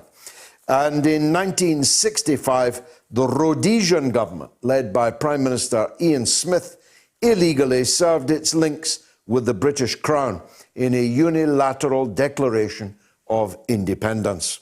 Armed resistance from guerrilla movements continued until white rule formally ended in June 1979, when Abel Muzorewa of the African National Congress became the first black prime minister of the newly named Zimbabwe Rhodesia. But the real leader, Robert Mugabe, was elected prime minister of an independent Zimbabwe in 1980 under a new constitution. In 2004, Palestinian leader Yasser Arafat died in his hospital bed in Paris, aged 75. And I was there at his bedside. On the 12th of October in 1997, the great train robber Ronald Biggs celebrated after Brazil rejected a British request to extradite him. However, in 2001, having suffered 2 strokes, Biggs returned to Britain voluntarily to receive medical treatment, which he could not afford in Brazil. What did he do with all that money? He was later taken to the top security Belmarsh prison in southeast London to serve out the remaining 28 years of his sentence. He was released from prison on compassionate grounds in August 2009 and died in a nursing home in December 2013. The Times, the Thunderer, appeared once more in this week in 1979, having been off the streets for nearly a year as a result of industrial action. New technology introduced at Wapping later resulted in 4,000 print workers losing their jobs. And 2 Libyan intelligence officers were accused of masterminding the Lockerbie bombing. On November 14th, 1991, the United States called on Libyan leader Colonel Muammar Gaddafi to hand over the 2 men, Abdel Basit Ali al-Magrahi and Alamin Khalifa Fihima. After years of wrangling, Gaddafi finally allowed them to be tried in a neutral country under Scottish law. In January 2001, Al-Megrahi was jailed for life following an 84-day trial at Camp Zeist in the Netherlands. His alleged accomplice, Fima, was found not guilty. Al-Megrahi served his sentence at Barlinnie Prison in Glasgow in a specially built isolation unit dubbed Gaddafi's Cafe. After he was diagnosed with terminal prostate cancer, Al-Megrahi was released from prison on compassionate grounds on the 20th of August 2009, having served 8.5 years of a life sentence. But he lived on for almost 3 years. Well, that's it. Another momentous 7 days from our past. So, where am I now? When will Kamala Harris take over as president from Joe Biden? Immediately, 12%. 2021, 51%. I agree with that still because I don't see how Joe Biden lasts. 2022 or later, 37%. Okay, let's take some calls. Kieran is in Ireland on Harris and Biden. Kieran, welcome. Good evening, George. Just a quick comment to everyone that hears my voice. All the leftists out there that hear my voice, that were screaming last year, believe all women, me too. Go online and watch Kamala Harris when she retired from the primary elections. She's on video. This is not out of context. She was asked about Joe Biden's past history. It's starting to come up to like Tara Reid accused him of sexual assault. Various women have. She is quoted verbatim as saying, "I believe all the women that accuse Joe Biden of sexual assault." That's what she said, right? Now, she's a vice president. Okay, this is the same woman that sat in a radio studio, a black music, rap music or something, like gangster rap or something, a studio. She told the two black presenters she smoked marijuana when she was younger, while she was locking up huge numbers of black men. Huge, just for marijuana, not for robbing. Thousands and thousands. And not only that, not for robberies, armed robberies, nothing like that, not murder, just for smoking marijuana, okay? By the thousands, kept them in prison over the sentences, worked them like slaves, and she was a slave owner, her family were slave owners, by the way, in Jamaica, let's get that clear. Then, to compound all that, she said, oh yes, and I did inhale, and if that wasn't bad enough, the two presenters said to her, well, what kind of stuff are you listening to? And she goes, I was listening to Snoop Dogg and Dr. Dre. This was about 10 years or 5 years before Snoop Dogg even wrote one song. Never mind release a CD. So this is the character. You can check. This isn't out of context. This is all facts. This is the character. And by the way, when she was crawling up the greasy pole, it was more than a greasy pole she crawled up. And I don't want to be vulgar. Her boyfriend, she was having an affair with. I think was it the mayor of Chicago? She was having an affair with. He was in his 60s when she was like in her 30s. Okay, he got her jobs. So this is the character. Now, this is the character of the woman that is going to be a president and I think by next year. Okay, she's a liar. She will throw. I mean, listen. Listen. I don't want to get too personal. I was sexually abused as a child. So when I say and mentally and physically abused, when I see people like Biden, and it was by a headmaster of a primary school here in Ireland, and he was the nicest guy in the community. He was so respectable.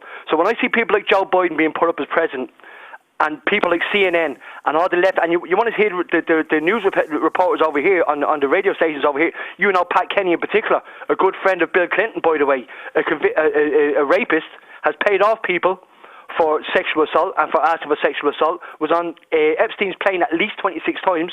So we have people over here that are lauding Joe Biden, that are lauding Bill Clinton. Oh well, he's got the Irish brogue.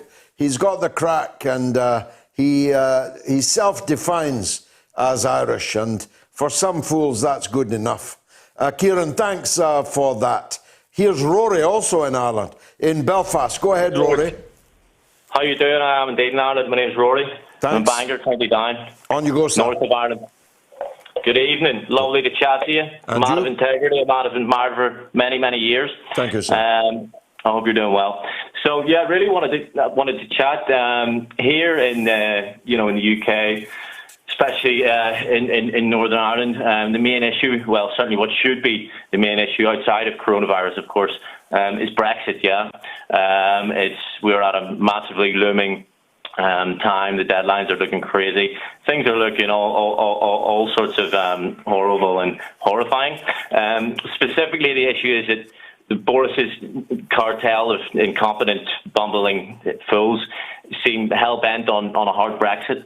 As you well know more than anyone, George, and I know that you're tremendously well-versed on Irish politics and in the situation here, and you've been instrumental, and I've been to talks of yours here and seen you speak on, and as you do for marginalised communities all around the globe, but I know you know better than anyone that the Good Friday Agreement needs to be upheld.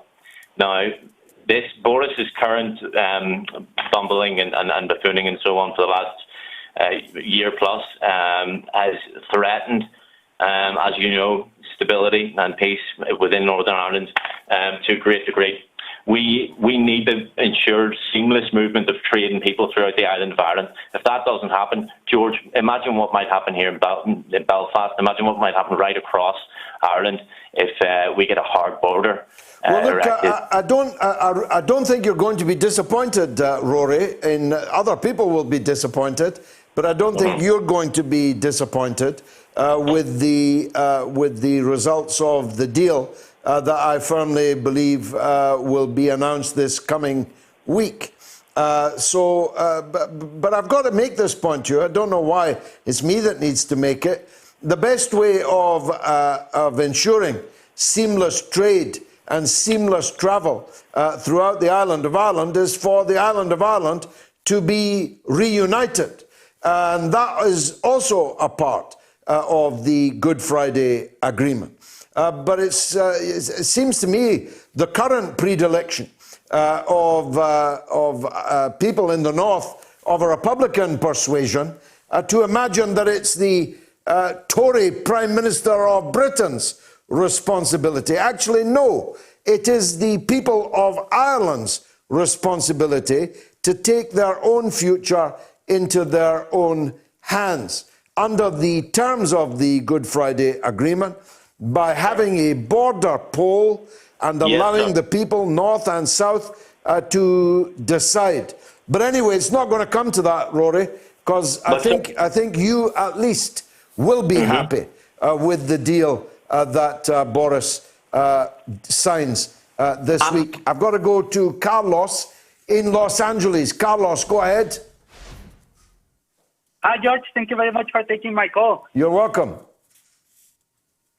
So, first of all, congratulations for the birth of your daughter and because of Moats Extra, too. Thank you. Thank you very much. So, now what I wanted to talk about is an idea that I heard first from a Mexican geopolitical analyst. His name is Dr. Alfredo Jalife. And he said that if Biden is removed and replaced by Kamala, she's her vice president, she's vice president, then she would choose Hillary Clinton as vice president. So that would basically mean that we voted for a Harris Clinton ticket that could very well last 10 years. I don't think that could happen, Carlos. Let me stop you for a minute.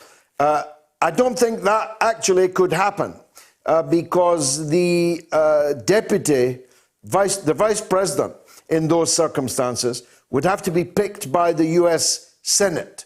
And Hillary Clinton is now, of course, merely a private citizen.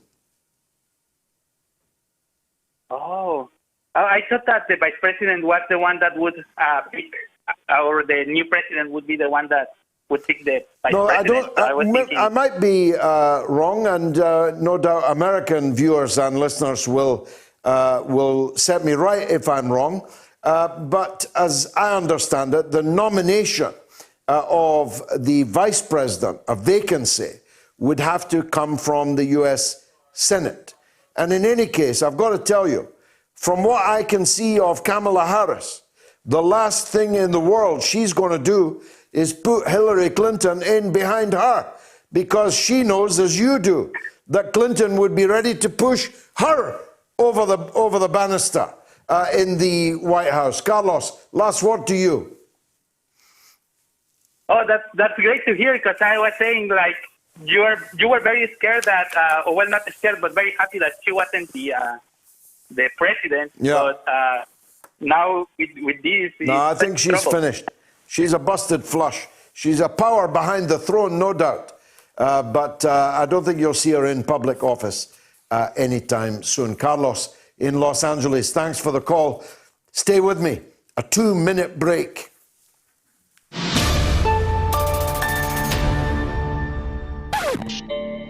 Call me. Come and have a go if you think you're hard enough. Don't bring up a false name. Come on air. Call me and let's have this matter out. Let's get ready to rumble! How do you know the nerve to tell people to Brexit if you're not telling them the repercussions? That's 2016's argument, Michael. I'm no longer arguing with you about the merits of Brexit. I'm arguing with you about democracy, about the right of the majority to have their decision, their vote implemented. This match will get red hot. Not have a referendum. Let them have a referendum. Let them sort it out amongst themselves. I want a referendum. Robert, I want a referendum. Let me put that in capital letters. If you think this year of 2020, which is shaping up already to be an annus miserabilis for the SNP, if you think this is your year, go ahead. Come on. Let's have it out. It's on. But no, George, it's not as simple as that, right? Have you seen the documentary about Cambridge Analytica and the people who work there? Have you looked at the global know nothing about impact? them. I'm not interested in them. Precisely. But I'm not interested in them, Bruce, because it's all a red herring, just like Russiagate was a red herring. You're up. Do you only want to hear voices that agree with you? Because if you do, you're not clever enough to be at this open university of the airwaves. In fact, you need to go back to remedial and learn something about what democracy and freedom of speech actually mean.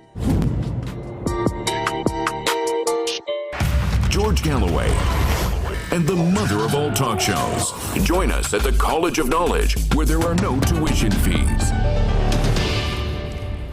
Well, I've got so much written material. I'm sorry I'm not going to get through all of it. Martin says no difference between both parties in America. At least Trump didn't start a war anywhere. Don't hold your breath with this one, though. I shan't, Martin. And Michael says, I will always stand with Trump no matter what happens. Mahmoud says the Democrats and the Republicans are two sides of the same coin. Or as George would say, two cheeks of the same backside. No difference. Indeed. And Joe says, Julius Nyerere, the Tanzanian leader, once said, and he quotes, the United States is also a one-party state, but with typical American extravagance, they've got two of them. And Charlie says, come on, George, for all Trump's supposed faults, there is one certainty. He is no warmonger. The first president to not start a war since Eisenhower. He's bringing the troops home. Well, he's always saying he is, Charlie, but they never actually get home. He is facilitating peace deals across the Middle East with Israel. He's facilitating peace deals with countries that were not at war with Israel in the first place. And Nadia says we can never guess what will happen and how the Biden policies are going to be. The world has changed, and people are now more aware of US policy than ever.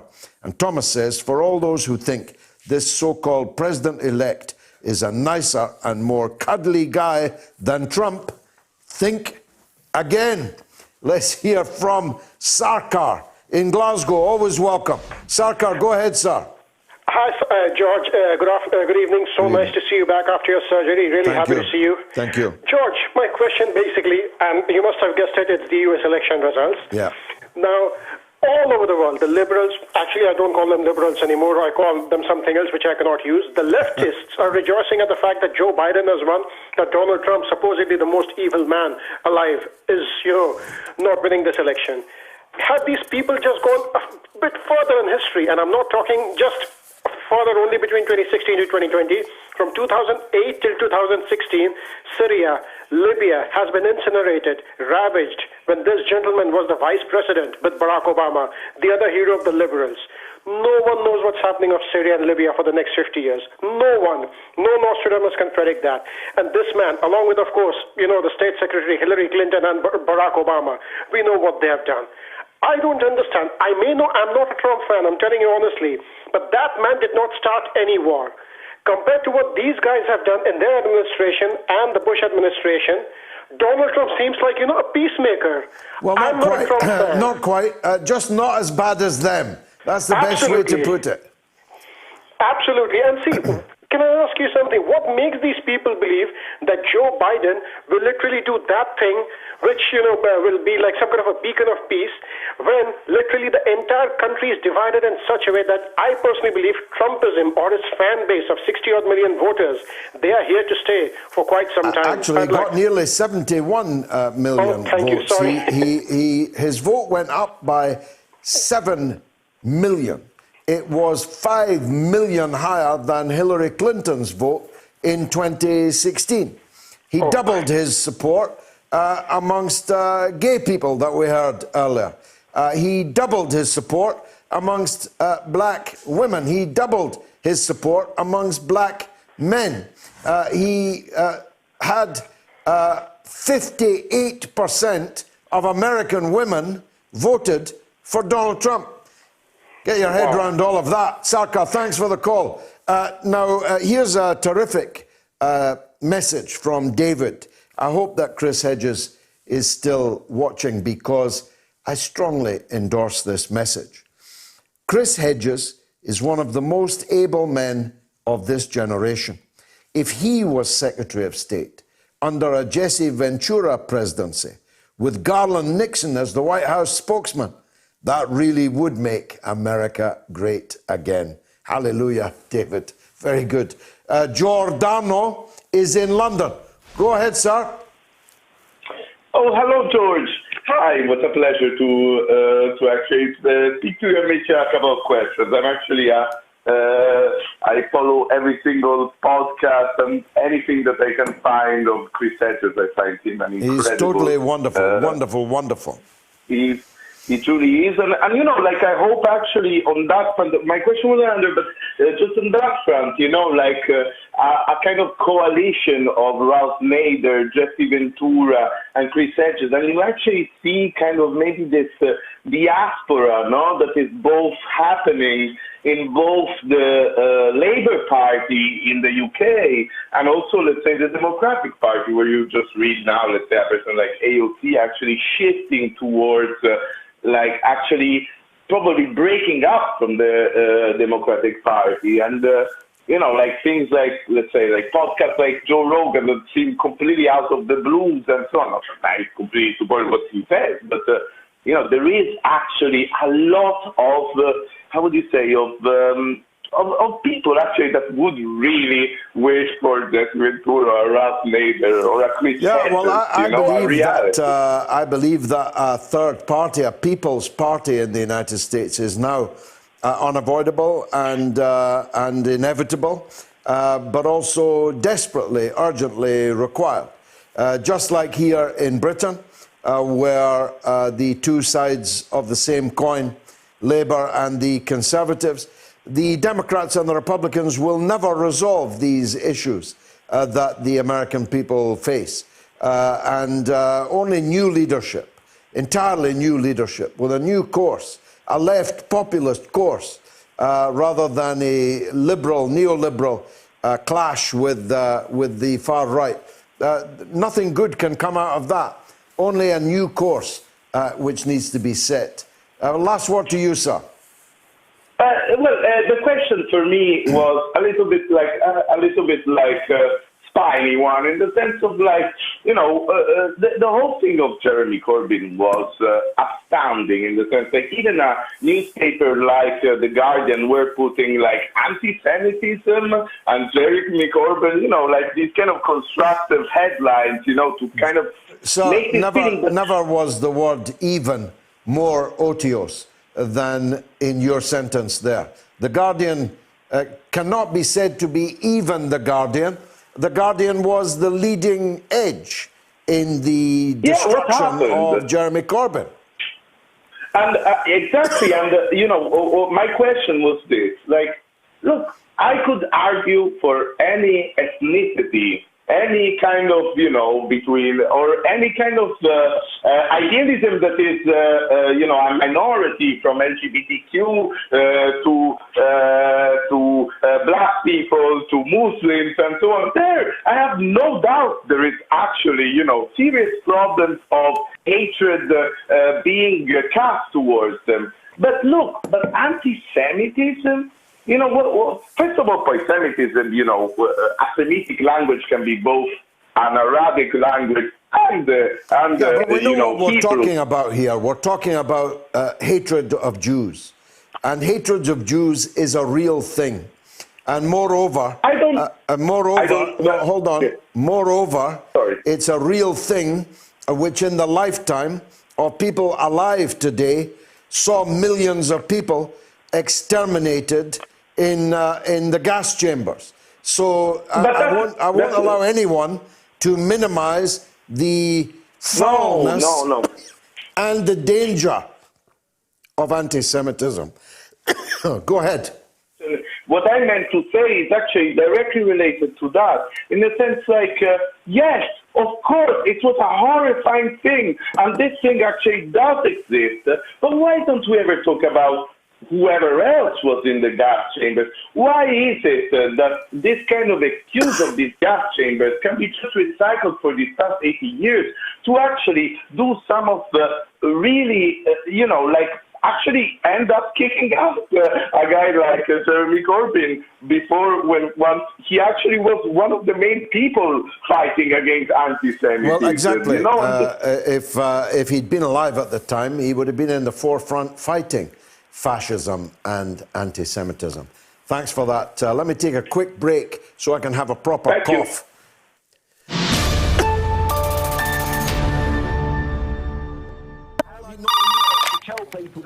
Hello, mother of all talk shows. Hello. Yes? Who's this? Who are you trying to reach? What number is this? What number are you trying to reach? I don't know. Well, I think you have the wrong number. Do I? You do. Take it easy. Hi, mother of all talk shows. Why don't you want to talk to me? Who is this? If you tell me your name, I'll tell you mine. I don't think so. What's that noise?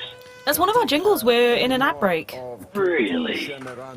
Look, you're being a nightmare. What do you want to talk about? What's your worst nightmare? Currently you? Come on.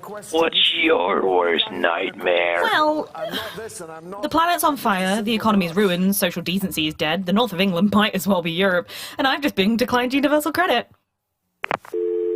Hello?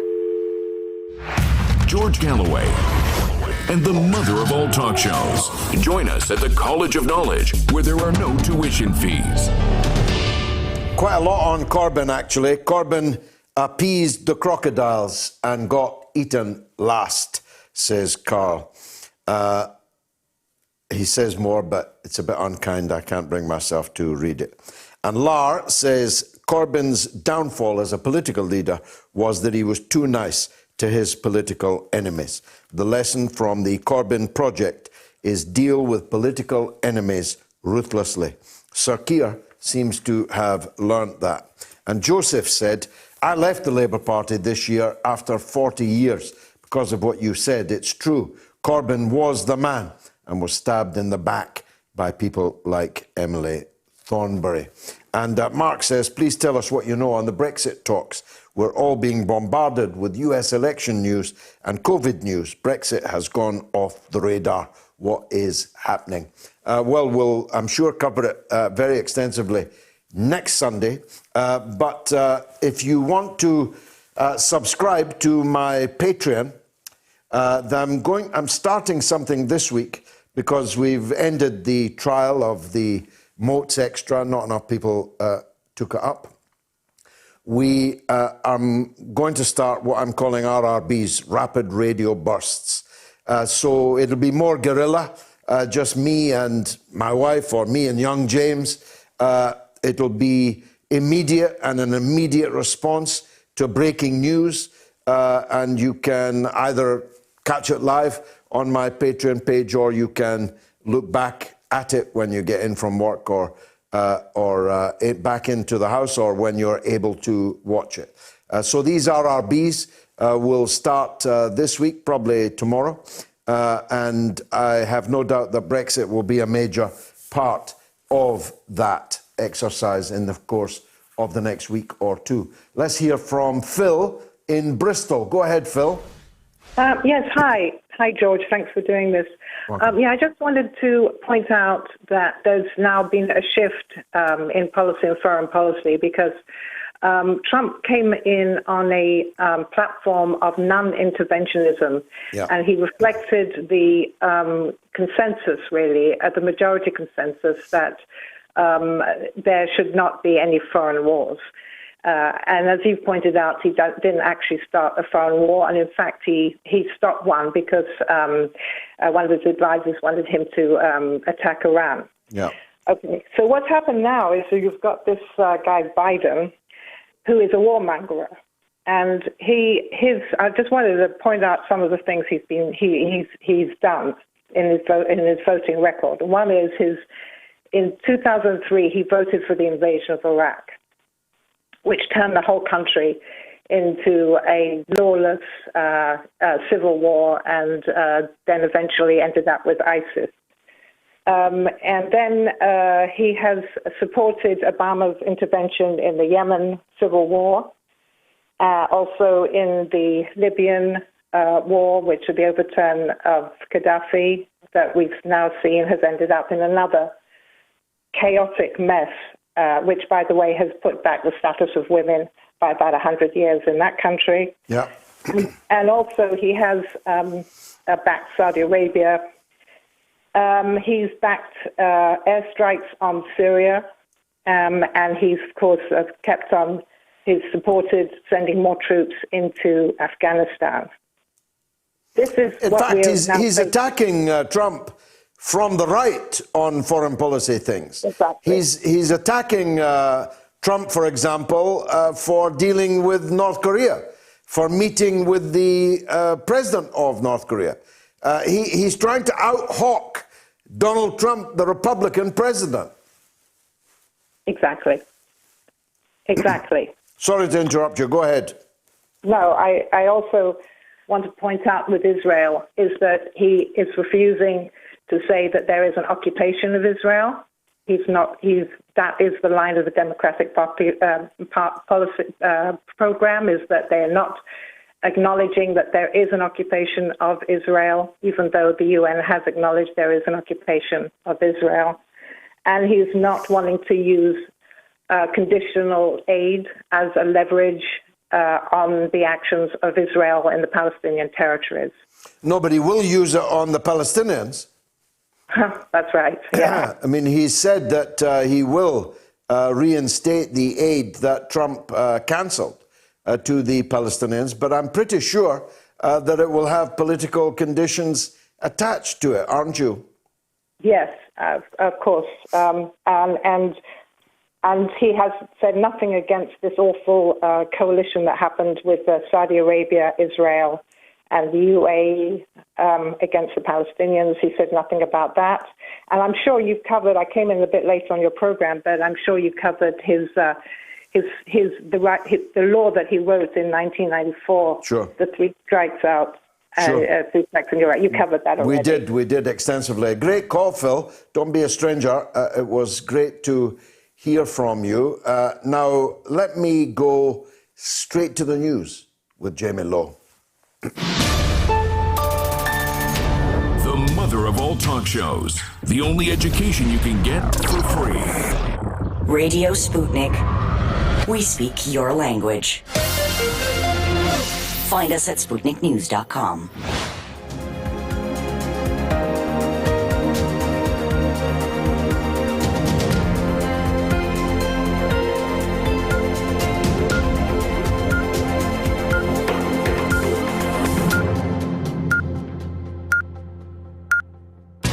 Radio Sputnik News. US President-elect Joe Biden has said it's time to heal the United States in his first speech, vowing not to divide but to unify the country. Let's give each other a chance, he said at an event in Delaware, addressing those who didn't vote for him. Biden defeated incumbent President Donald Trump following a cliffhanger vote count after Tuesday's election. Trump has yet to concede and has not spoken publicly since his defeat was announced while he was playing golf. The result makes Trump the first one-term president since the 90s. His campaign has filed a barrage of lawsuits in various states, but election officials say there is no evidence that the vote was rigged against him, as he has said. Addressing cheering supporters in a car park in his hometown of Wilmington, Biden said, "I pledge to be a president who seeks not to divide but to unify, who doesn't see the red and blue states, only sees the United States."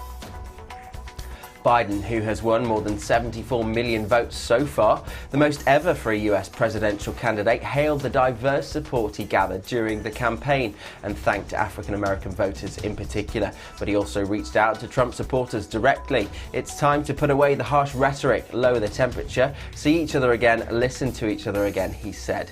His running mate, Kamala Harris, in her first speech as vice president-elect said, "While I may be the first woman in this office, I will not be the last." She made history in more ways than one, being the first female and first woman of African American and South Asian American descent to get the job. Earlier, in a video posted to her social media, she was seen saying, we did it, Joe, you're going to be the next president of the United States." The French Prime Minister, Emmanuel Macron, has warned the second wave of coronavirus has brutally and violently arrived in the country after almost 90,000 cases were recorded in a single day. The figure of 86,852 COVID-19 cases reported by the country's health ministry for Saturday is a record high for the third day in a row, authorities said, although they added that there had been accidental underreporting earlier in the week. Total coronavirus cases in France have reached 1,748,705, the fifth highest tally globally, and linked deaths have also exceeded 40,000. Some 27,660 people are being treated in hospital. Back here in England, and hospitals in Greater Manchester are treating more COVID patients than at the peak of the first wave, resulting in non-urgent care being suspended. Non-urgent hospital surgery and appointments will not go ahead as planned, as coronavirus admissions have increased by 64 patients in just a week. Urgent and emergency care, such as cancer treatment, will continue. Before a nationwide lockdown came into force in England on Thursday, Greater Manchester had been in the highest level of the three-tier system of restrictions.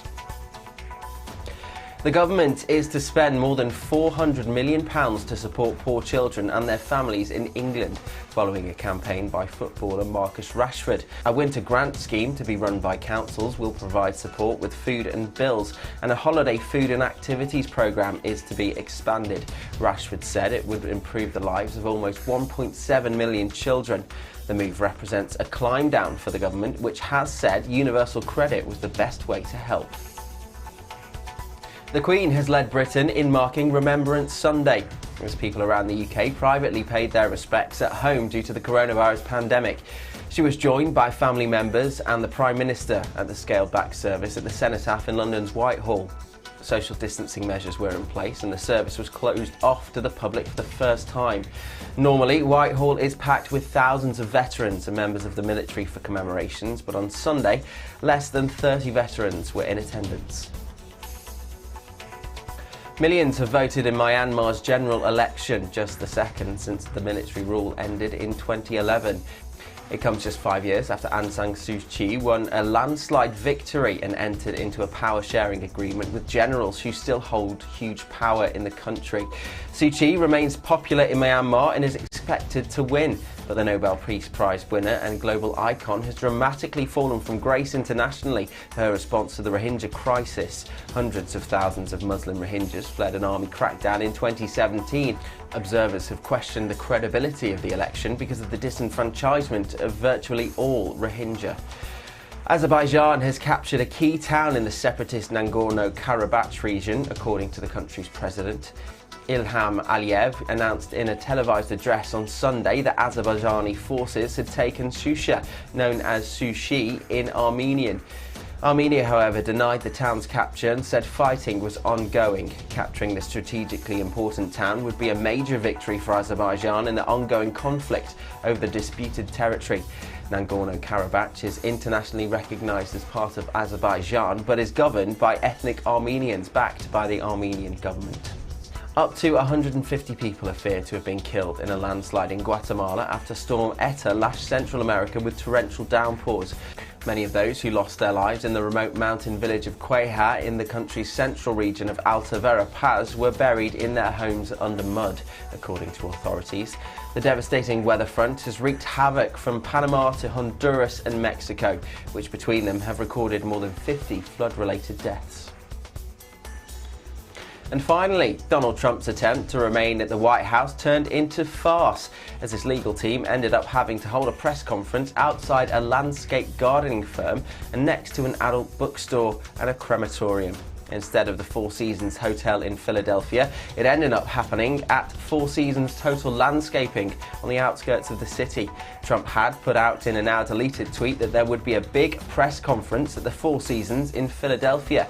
However, as the still incumbent president played golf and continued to say the election was stolen from him, the upmarket Four Seasons Hotel had to make clear that it was not involved in the Rudy Giuliani press conference. The event eventually went ahead in the car park of the garden centre. The unusual location and confusion has been meat and drink on social media, with thousands, including comedians, lapping up the situation, weighing in with jokes and memes. Some compared the bizarre occasion to something from a political satire programme, such as the BBC's The Thick of It or the US comedy Veep. And that's the latest here on Sputnik News. I'm Jamie Lowe.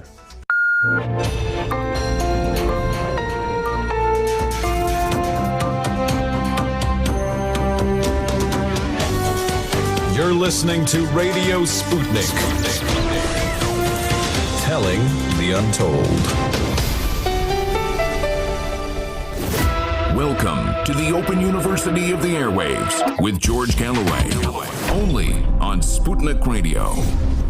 Now, here's breaking news, at least breaking to me. An old friend of mine, your vegan coach on Twitter, says, George, for your information, Jean-Luc Mélenchon has just announced his candidacy for the French presidential election in 2022. Now, that is big news. That is a candidate worth getting behind. I'll catch the train, the tunnel, whatever you call it. I'll be there, Jean-Luc. I'll be there on the streets of France campaigning for you. Stuart says, here's a prediction for you. Trump will be president until January 20th, 2021. Then a presidential decree will create a new month. Trumpuary, following December, which in his honor will be 1,460 days long. Problem solved. Stuart adds, P.S. I am also available for Middle East negotiations. Very, very funny, Stuart. Tweet of the night. Now, my second poll, has there been a coup in America? A, yes. B, no. C, depends what you mean. Well, that's very Clintonian. So you can vote on my Twitter feed. Has there been a coup in America? Yes, no, or I suppose maybe. Now, Moats Medic is up next in the midst of all this high politics. The coronavirus continues to cut a swathe. And as we heard earlier, I think from Chris, the numbers in the United States are mounting very alarmingly indeed. Let's check up with Dr. Ranjeet as to what the situation is here in Britain. Dr. Ranjeet Brar, welcome as always on the mother of all talk shows. Maybe a comment from you first, Doctor, on the situation in the US. I mean, it was only yesterday that it was 200,000. Now it's apparently, according to Chris Hedges, effectively 300,000. And he's predicting 400,000 dead people, which must mean a level of infection in the United States truly staggering. What can you tell us about the progress, if I can use that word, of the coronavirus elsewhere in the world, before we turn to Britain? George, good to be with you. Good to have you back. I'm glad to see you looking so well. Been enjoying the show. It's been fantastic. And as you say, lots going on in the world. Everyone's very preoccupied, understandably, with the US elections. So much so they almost didn't notice that we've had a new round of quantitative easing here as well. Again, intimately related to the coronavirus crisis. 150 billion, yeah? Absolutely. That is serious money. Did you ever think that a Tory government would be showering that amount of public money? It's a staggering amount. We've not seen anyone previously give more. They've actually now given out more in quantitative easing, which is basically money given to banks or from the bank to the government and on to big businesses since, of course, Gordon Brown and the 2009 crash when the banks were bailed out when they were failing.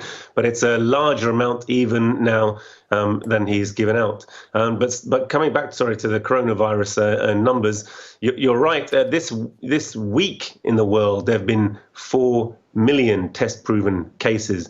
Of course, the world has ramped up its testing capacity, but not that much in 1 week. And it's showing that the virus continues to, as you say, cut its way through the global population.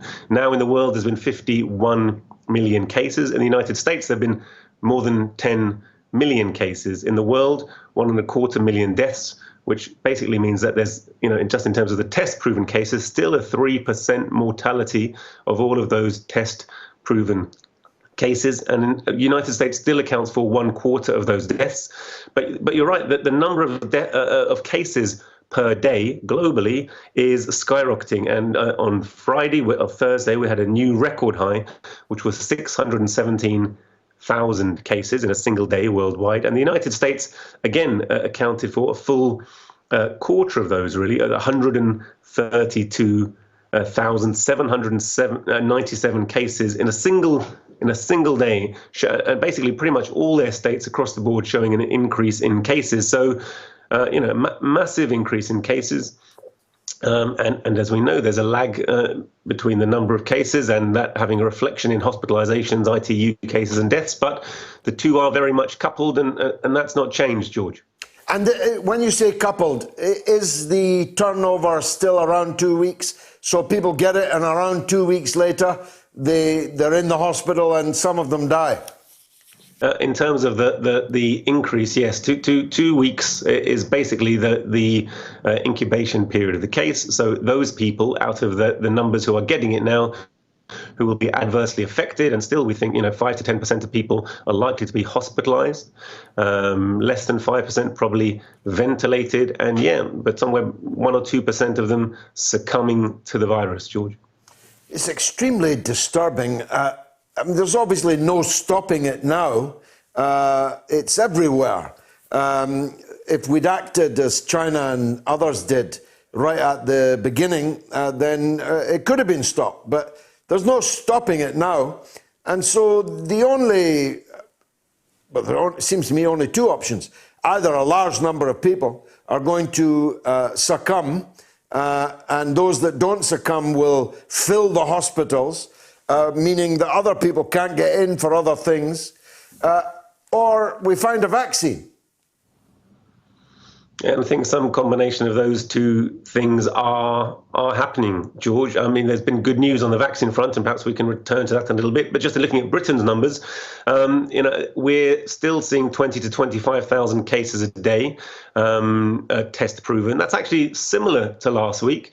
And that's the only optimistic sign in all of this, possibly driven by waves of behavioral change over the last week or two, possibly because of the Tier 3 lockdowns that were happening early in the northwest. But there has been not the kind of increase we were seeing previously that was doubling on doubling, but still a high number of cases. Hospitalizations are still increasing, and we're currently having about 1,500 people, 1,400, 1,500 people each day who are being hospitalized. It's very obvious to me that, again, the hospital is full of coronavirus, full of cases of people who have coronavirus, people who are ventilated and intubated on the intensive care unit. That's in the south, in the Midlands, in Yorkshire, northeast and northwest. So very much affecting our service delivery. Again, it's slowing down a rate of elective surgery. It's affecting the entire throughput through the NHS, and so why the NHS hasn't ground to the halt to the point that people who are presenting are not being admitted at all. It is absolutely affecting our normal pattern of care, and in that sense, again, the NHS is becoming overwhelmed, George. As you know, and kindly referred, last week at this time, I was in a hospital, and I'll be candid with you, the only thing that was in my mind was the coronavirus. I was thinking to myself, I'm more likely to catch the coronavirus right here than anywhere else that I could possibly be. And yet people like you and your gallant colleagues are going in every day. Do you spend your whole day thinking about that? Of course, it affects the way we work, and there's different levels of PPE. I've been mindful since the very beginning of this, George, that, as you say, we haven't done the things that China did. China published a quite beautiful document that I shared in February. So now, 8 months ago, which talked about, for example, the way in which hospitals had to be organized to stop the transmission from a single infectious patient to the rest of the vulnerable patients. They organized entirely separate hospitals, not just for ITU beds who were overflowing. They organized what they called a fever clinic, so a hospital which was organized specifically to, rapidly triage, admit, stratify in terms of risk, take care for, get well as many as possible, and discharge patients with coronavirus. And they had social isolation. So rather than just having testing, we heard from Independent Sage and from various sources this week that the staggeringly low figure of between 5 and 10% of people who are currently getting positive tests and being asked to isolate are actually isolating. Wow. So that's essentially, it doesn't matter whether you have lockdown or not, doesn't matter what other policies you put into effect, that's neutralizing the entire mechanism that we currently have that we know is effective against coronavirus. And it's an absolute failure. And yet Dido Harding still sits there presiding over this farce. That money should be being transferred to the NHS. Instead, the NHS is being systematically starved of resources, continues to decline in capacity. And in fact, the Sunday Times, of all people who, obviously politically very closely allied to the Boris Johnson government, I wonder if they're having a crisis of faith in him, because they've done quite a nice expose, in fact, on the vaccine task force, and Kate Bingham herself, married to another MP, just as Dido Harding is, that in this instance, Jessie Norman, again connected via school and university, Oxford University, of course, to the Prime Minister himself, appointed. She herself was a management in essentially a venture capitalist firm to do with health. She's been appointed to oversee the spending, the acquisition of vaccines, and spending hundreds of billions of UK taxpayer money without any medical qualification. And she's actually been outed by the Times as not only doing that, but abusing her role. She continues to work as a venture capitalist in the health industry. And, tickets are being sold by an American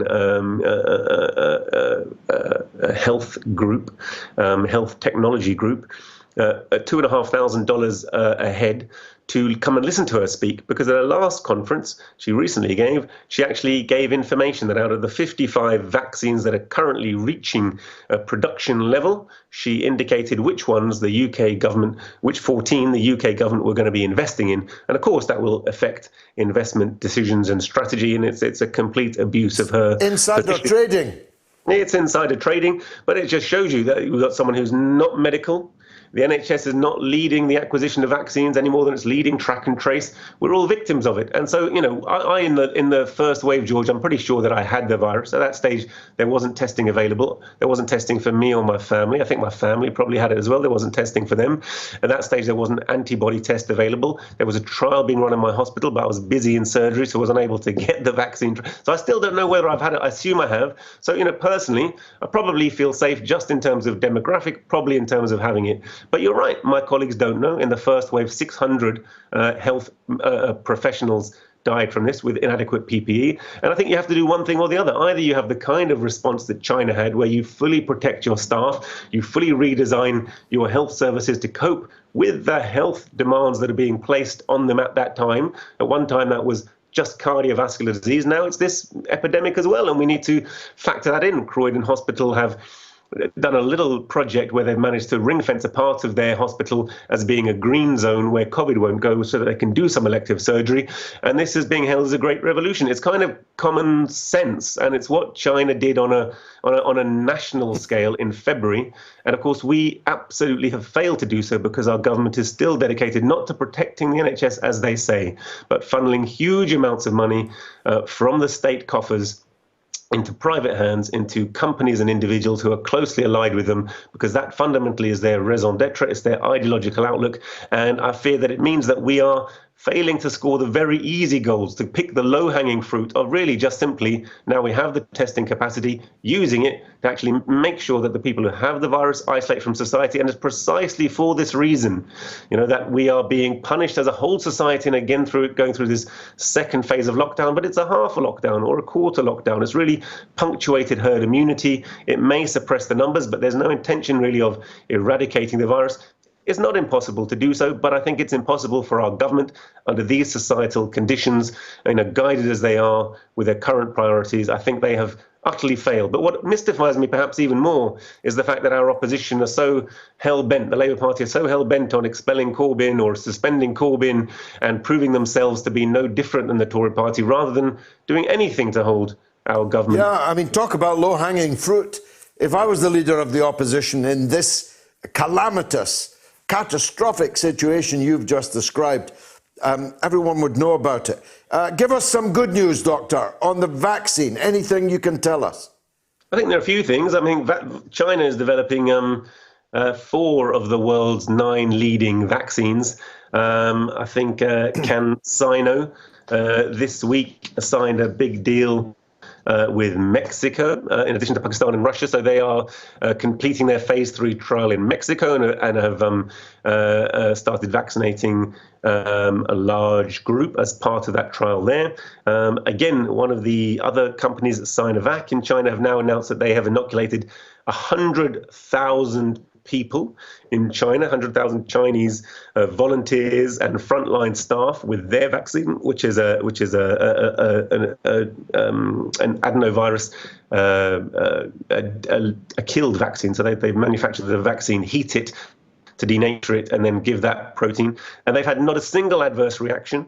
And more than that, 56,000 of those have traveled outside China to coronavirus hotspots, and not one of them has been affected. So there's every sign that China will very shortly be able to deliver vaccines on a scale which will make a fundamental difference to the world. AstraZeneca, our company, our vaccine czar, our vaccine task force, Kate Bingham, hasn't invested at all in any of the Chinese vaccines or the Russian vaccines, which I think are still the front runners. Nevertheless, I think it's likely AstraZeneca will start to go in production, but she's only managed to secure 1 or 2 million doses as opposed to and those for the beginning of next year, perhaps if they pass their phase 3 trial, rather than the 30 million that were promised by September. So I think on the world scale, I think the vaccine technology will come about. It'll make a huge difference in our ability to stop the spread of the pandemic, because the virus is so infectious that there is a high chance that, left totally unchecked, 80% of the population of the world would get it. So the vaccine will have an important part to play. I think that's the very good news, that we are getting near to the point where on a world scale we're getting those vaccines. I think, again, our politicians, through their ideological links, through their global political ambition, through their desire to suppress and fight China and Russia, will cut themselves off quite likely from access to those. Though I think, it's something that they can be pressured on. If our vaccine does not come forward in good time, we should be demanding the effective vaccines that are available. Well, don't expect the leader of the Labour Party to make that demand. Doctor, as always, a great pleasure and a tremendous advantage to our viewers and listeners to be able to get these regular updates. Much obliged to you. Thank you very much indeed for joining us. Now, Claire says neither of them will be declared president in January. There's too much evidence to prove that a coup is in place. Thousands of votes not counted or destroyed for Trump. Since when do the media choose the president? The next 8 weeks will change history, says Claire. But Margaret says, going out on a limb here, I would love to see Harris as president of the United States. Now, my poll is now running. Has there been a coup in America? Yes, 60%. No, 28%. Or C, depends what you mean, 12%. Already 1,000 votes. You've still got half an hour to get your votes in on that. Now, let me take a quick break. Radio Sputnik. Time, weather, Let's play a game and I'll ask you yes or no questions. Ready? Okay then. Sick and tired of hearing the same old voices on the wireless? Are you looking for an alternative opinion to the mainstream media? Do you have a thing for a Scottish accent? If your answer is no to one or more of these questions, then you need the mother of all talk shows with George Galloway. Listen, watch, and share the fastest growing political program in the world.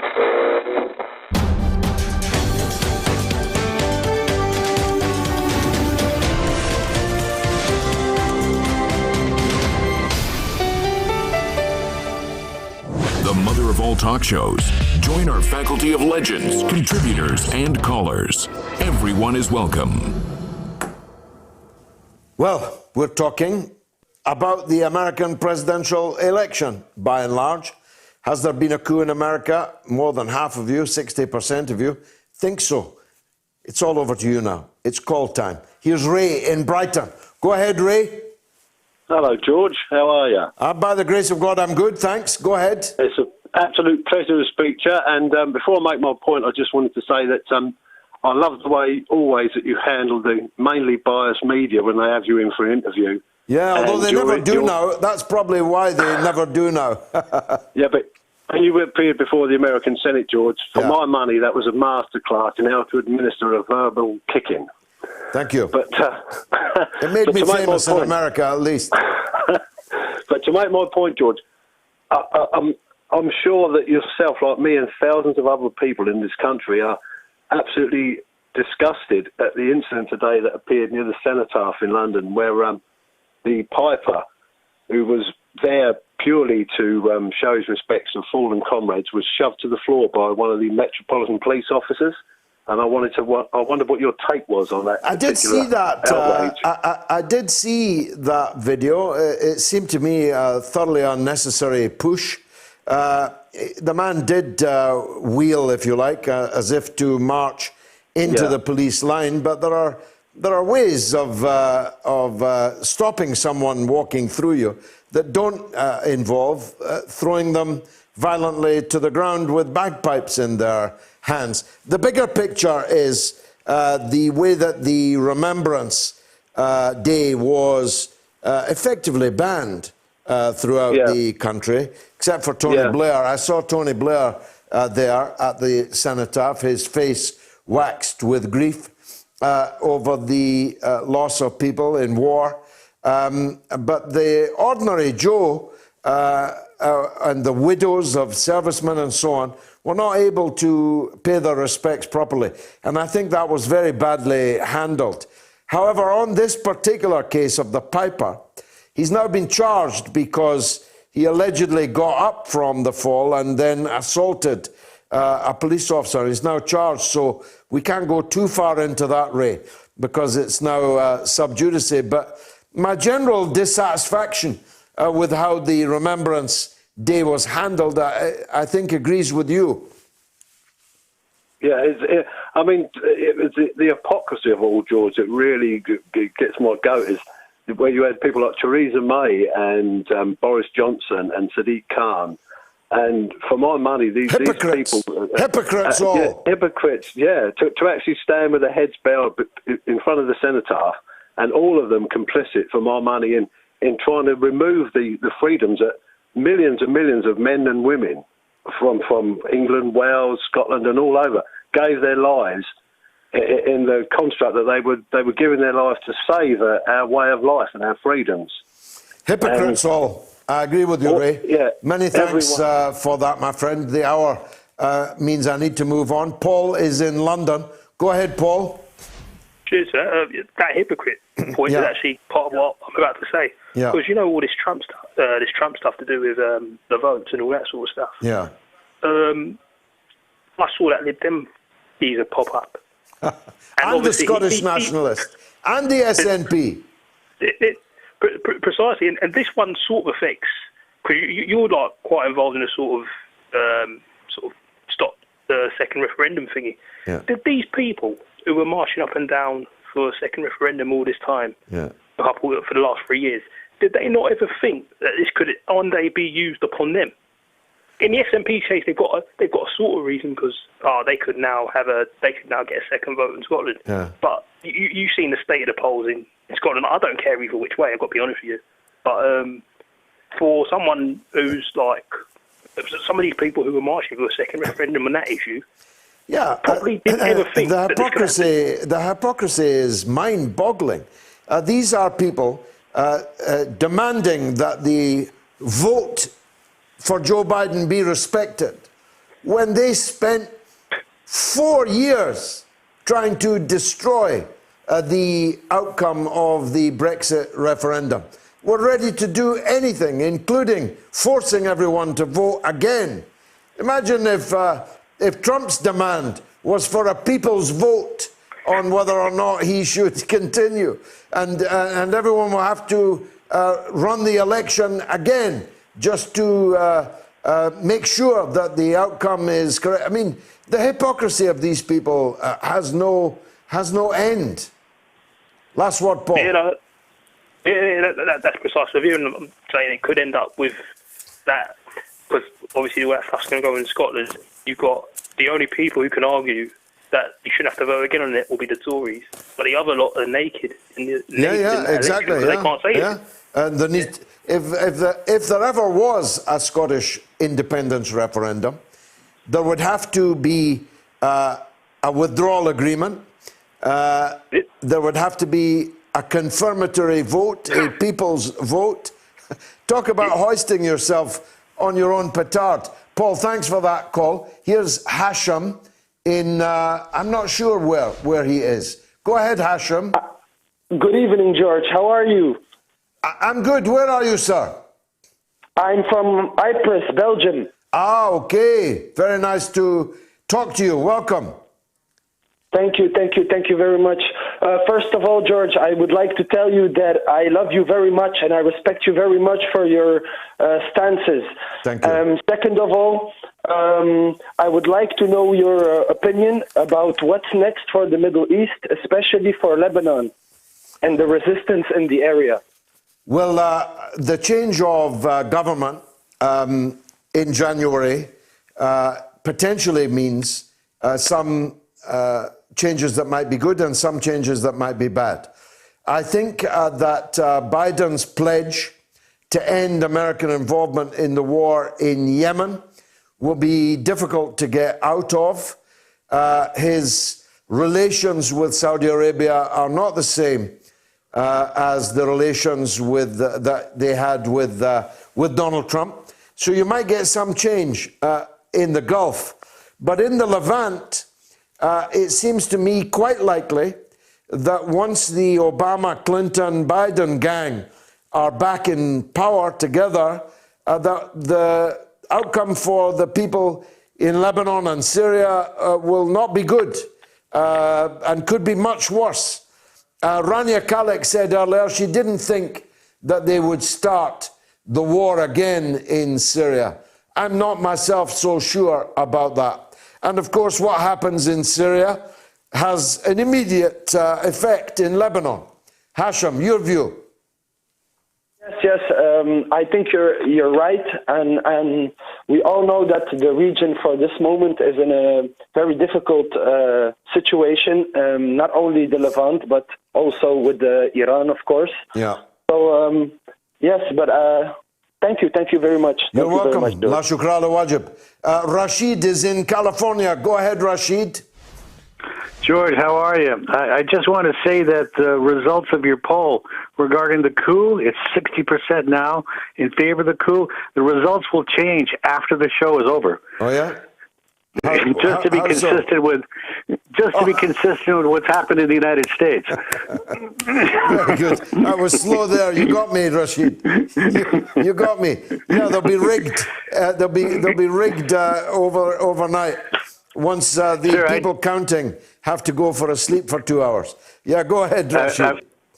I want to say to you, the deep state has showed how it can flex its muscles on both sides of the Atlantic. Yeah, quite impressive, isn't it? It's quite an impressive Yes, both in the United Kingdom and the United States, we've been shown that they will not tolerate outsiders to have access to power or even attempt to have access to power. As you know, as soon as Jeremy Corbyn initiated his attempt to become leader of the Labour Party, they started attacking him. Yeah. And then once he was leader, he tried to resolve it instead of aggressively going after him, as you told him personally. And then he sacrificed people like Ken Livingstone and other stalwarts of the Labour Party just to appease that monster. What he didn't understand was it was never Corbyn. It's the idea of Corbyn that anybody who has an independent, thoughtful perspective on the needs of the people will not be allowed to be in power. We have an oligarchy that runs our nations, and anybody who deviates from that will be crushed. And similarly, the media is on board with that oligarchy across the board. Yeah, in the United States. But the law of diminishing returns eventually kicks in, Rashid. The more people can see that, the more they have to make a choice between submitting to what is essentially slavery at the hands of the power, or a greater determination to break that power. I choose the latter. Some will choose the former. But when they are forced, as they have been with Corbyn, and now, I know it sounds ridiculous to link the two, but and now with Trump, when they are forced so openly to show their hands, that shows that they are powerful, but it also might be the beginning of the decline of that power, because the more people know that the democracy they live in is a sham, and that you're allowed to choose only between Tweedledee and Tweedledum, and if you demand someone quite different, then trouble will ensue. The more they're forced to do that, Rashid, then the closer to the end will their power be. Last word to you. Sir, the next step in that equation is, are the individual people looking in the mirror ready to take on that challenge? You said yourself forcefully, you're in that game, but it takes a different level of stones for individuals to say, I'm ready to sacrifice because I'm concerned about my great-grandchildren, not just myself and my children. That's the balance we're up against. I just want to know, is everybody who recognizes what you just said, are they up to the challenge? Are they ready to take on that challenge? That's a powerful call, Richard. We should end it before both of us get arrested. Richard is in Manchester. Go ahead, Richard. Hello, George. Thank you very much for taking my call. I'm pleased that you're doing well and your family are good. Thank you. Well. Very kind of you. Thanks. I've got a few observations I'd like your opinions on. Go ahead. The trade deal, our trade deal, was more or less a certainty with Trump and Johnson and their relationship. And of course, Obama came across when he was trying to stop our democratic vote, the referendum and Brexit. When he was trying to interfere in our elections. He was, and he said, you will go to the back of the queue. Mm-hmm. And Donald was going to give us a trade deal. Is that right? I don't know how close they were to getting one. We don't have one at the minute, and our trade with America is doing quite well, actually. But you're right to flag up. There are very significant implications for Britain and for Brexit in a Biden presidency. Big potential. We might have no trade deal. We might have Biden positively interfering in our internal affairs vis-à-vis the Irish question and vis-à-vis Brussels. There's a real possibility of that. I think so. And of course, Pelosi came out and spitting the false teeth out or whatever to say, we will never do a deal with Great Britain, never do a deal with the United Kingdom. That suited her because I think she was having a bad off day with Trump. The other thing that I've seen this week is this leader of the Kosovan leader, Thaci, the Kosovan Liberation Army, so-called, yeah. He's going to stand now on his own volition for war crimes. He's now on a charge of 100 murders at the International Criminal Court. Do you think that Tony Blair can now be made to stand for war crimes, that he has committed all of his... only if a state prosecutes him, and that's not likely to happen. But Tony Blair turned our Air Force into the Air Force of the so-called Kosovan Liberation Army. And their leader is now on trial for mass murder. Makes you think, Richard. Anyway, I need to press on, my dear friend, because of the hour. Wafam is in London on Kamala Harris. Go ahead. Hello, Mr. Galloway. Yes, sir. First of all, I'd like to say it's a pleasure to talk to you. I've been a huge fan of yours for a while. Thank you. And my question was, after Joe Biden got elected, there was resurgence of a lot of videos from Kamala Harris and Joe Biden's views on Israel, their speeches. And I just wanted to ask you, what are your views on that, and how is that going to affect the deal of the century and the Levant region in general, and I would say also, pro-Western Arab countries such as Jordan, Egypt, how their role will be affected in the deal with the new administration? I mean, both administrations, Trump and Biden, and Obama, even though Obama knew more about the Middle East than any American president ever. I myself talked to him about that. He told me that he had sat at the feet of the late and great Professor Edward Said. He knows and knew everything about the reality of Middle Eastern politics, but it didn't make any difference at all when he was in power. So I think the American policy in the Middle East is permanent. Whoever is the president, whichever of Tweedledee or Tweedledum is in power. So as I said earlier, I think there will be some areas where there will be change for the better. On the Iran front, I believe that the US will rejoin some form of the Iran nuclear deal, and therefore the danger of war with Iran will recede. I think that the US will not continue supporting the Saudi war against Yemen, but I do think that Syria and therefore Lebanon are both in danger from the reunion of the gang that couldn't shoot straight of Obama, Clinton, and Biden. Here's another call, a new one from Chicago. It's Ali Reza. Ali Reza, welcome. We've lost him. Okay, Emma says, once Harris is president, then Hillary will take from her as vice. Then Harris will have an unfortunate accident and Hillary then becomes the president. What a low opinion, Emma, you've got of Mrs. Clinton. And Gary says, this is a good one, are the laws regarding dementia in the USA much different from the UK, i.e. being able to legally sign documents, etc.? Asking for a friend. Ali Reza's back.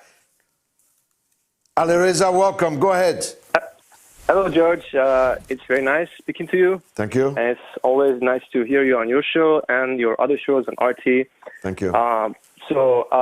Speaking to you as an Iranian, I just wanted to tell you that, yes, it seems that the U.S. foreign policy towards Iran and the Middle East always remains and it doesn't matter whether it's Biden, the left hand of the establishment, but given some changes that took place in the past few months, one of them being lifting the arms embargo on Iran, and Iran's Foreign Minister Javad Zarif visiting Venezuela and Bolivia, and there are talks about, there could be talks, about selling arms, possibly even missiles, ballistic missiles. I was wondering, what do you think? Is that going to, because this is not something that, it just happened recently, and it could definitely bring about... The arms embargo placed on Iran ran out. The U.S. tried to extend it and failed.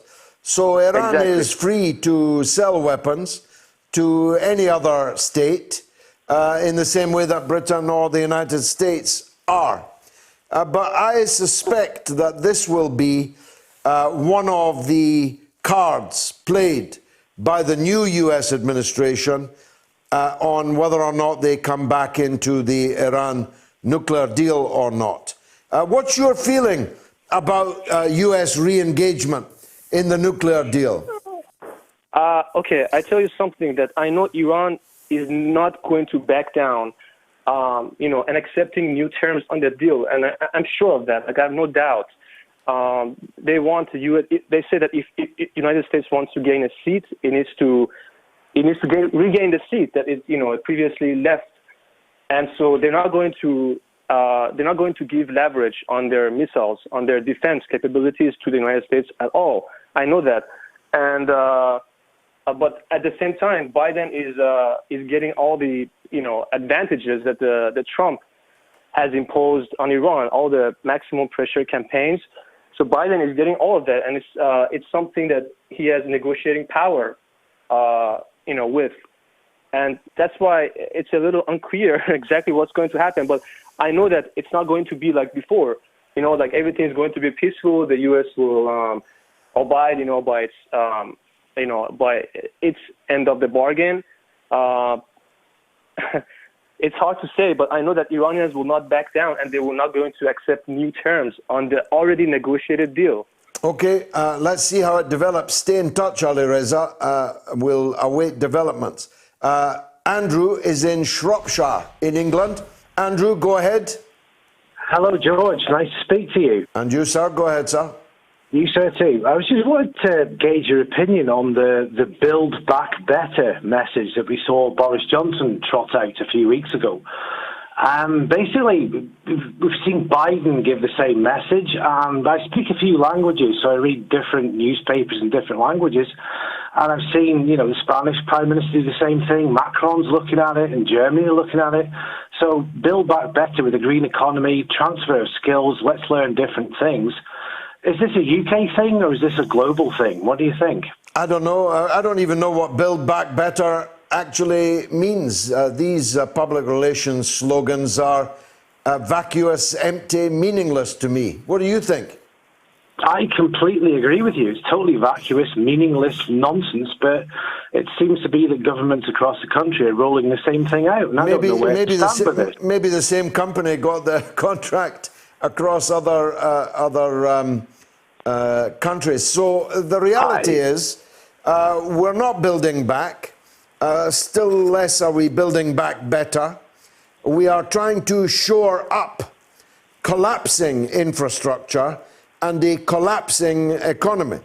The government's new QE of £150 billion on top of the uncountable, by me, numbers that have already been rolled out as quantitative easing, proving that there always was a magic money tree, proving that it was always a lie, that we had to suffer 10 whole years of bitter austerity, more than 10 years.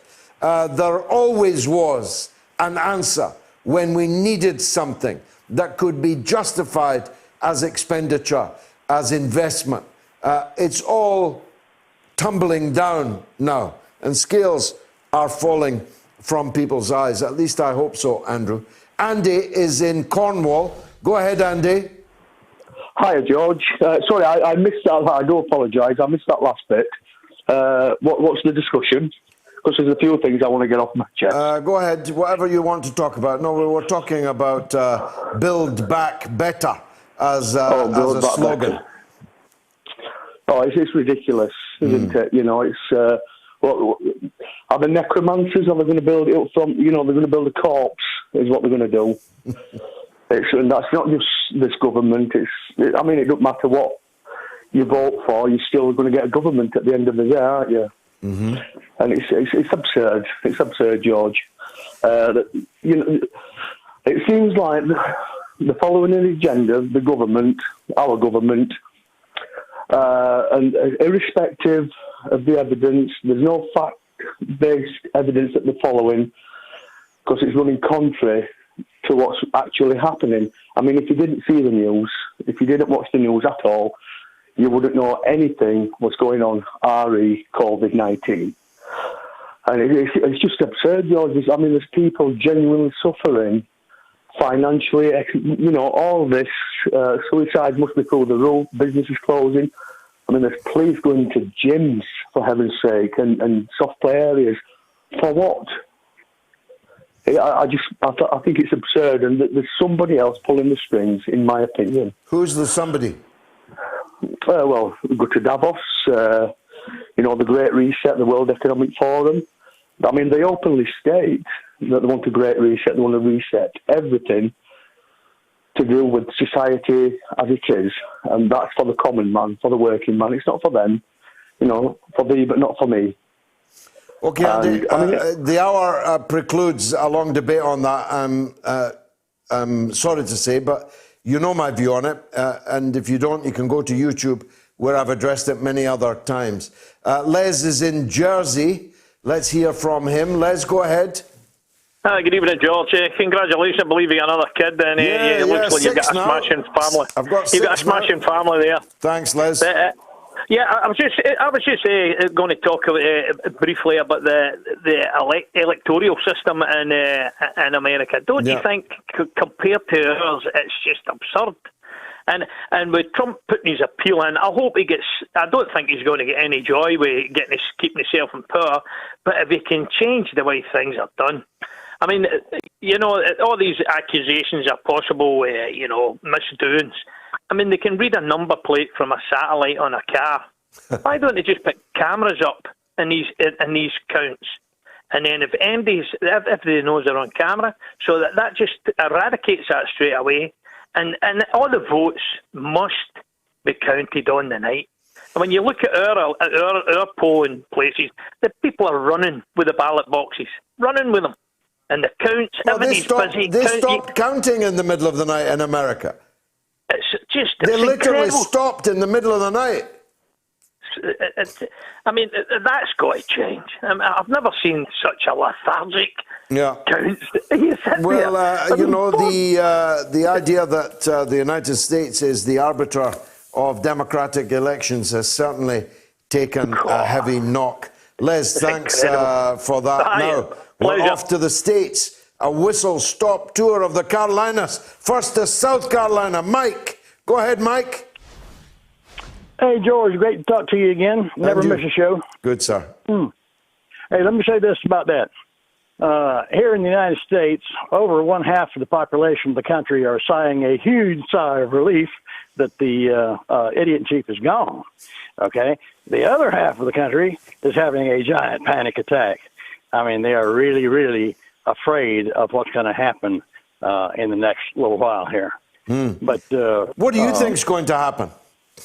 Well, I think there's going to be a transition of powers going to happen on January 20th, and like Biden said, there are plenty of people in the government who are willing to frog march any people in the White House that don't belong there after January the 20th, and I think that certainly will happen. But, you don't think the courts You don't think the courts will intervene? I don't see where he has any standing on any case that would affect the 5 states that are going to be, you know, too many states, really, yeah. Right, and too many, you know, legal hurdles for him to try and get over. I just don't see any way that can happen. I mean, right now the vote count's going to be 300 and something to 200 and something, which is way too much for him to overcome. And do you think there's been a coup in America? Well, it depends on how you describe a coup. What actually constitutes a coup. I mean, in fact, everybody is so almost evenly split. Like here in South Carolina, okay, Trump won overwhelmingly here, okay, but I actually voted for. I cast my vote a write-in for Chris Hedges. And because I knew that my vote wouldn't make any difference. I mean, if I was in a battleground state, I would have voted for Biden just to end the Trump nightmare. Okay, but I wasn't, and I knew that my vote wouldn't make any difference here. But well, you voted for a very fine man, Chris Hedges. I hope he's watching still. Yes. Mike, I need to press on because I've got to go to North Carolina and talk to Mark. Go ahead, Mark. Hey, how you doing, George? I'm good. George, I'm good. What's the outcome? We're not going to know your outcome until next week. Why? Right. Well, there's a lot of crookedness going on. That's why I was saying, look, George, I'm not a great Trump fan by any means. I did vote for him because if Stalin ran against Biden, I would have voted for Stalin. Okay. All right. That's how I think. Biden. Yeah, I would have voted for El Chapo over Biden. Okay. That's what I think of Biden. But the thing is this. It is so obvious that this election is a fraud. I mean, I believe this is what I believe is going to happen, George. I believe the Supreme Court is going to get involved. There's tons of evidence about the fraud. A lot of these states are going to have to not only recount, but be audited. By the time of January 20th, nothing's going to be decided properly. And what they say is at that point, Nancy Pelosi, who's nothing looking like a horrible-looking scarecrow, a frightening-looking scarecrow who's put together with plastic surgery. It looks like, okay, and the woman's got basically no thinking process. They're going to stick her in there temporarily while this is all figured out. We're going to be the laughingstock of the world, George. We have no business going to other countries and telling them how to run their elections or how to do their business. And you know what? We're getting it right back now. I hate to see this. I love this country. But for crying out loud, George, this is an outrage. This election is so, if they're going to steal something, at least make it look good. They didn't make it look good. They actually went and, they cooked the books. They had this mail-in ballots, which is all garbage. I'm not afraid of COVID, okay? I went to vote. Me and you are about the same age group. So I take care of myself, okay? I eat right, plenty of nutrition.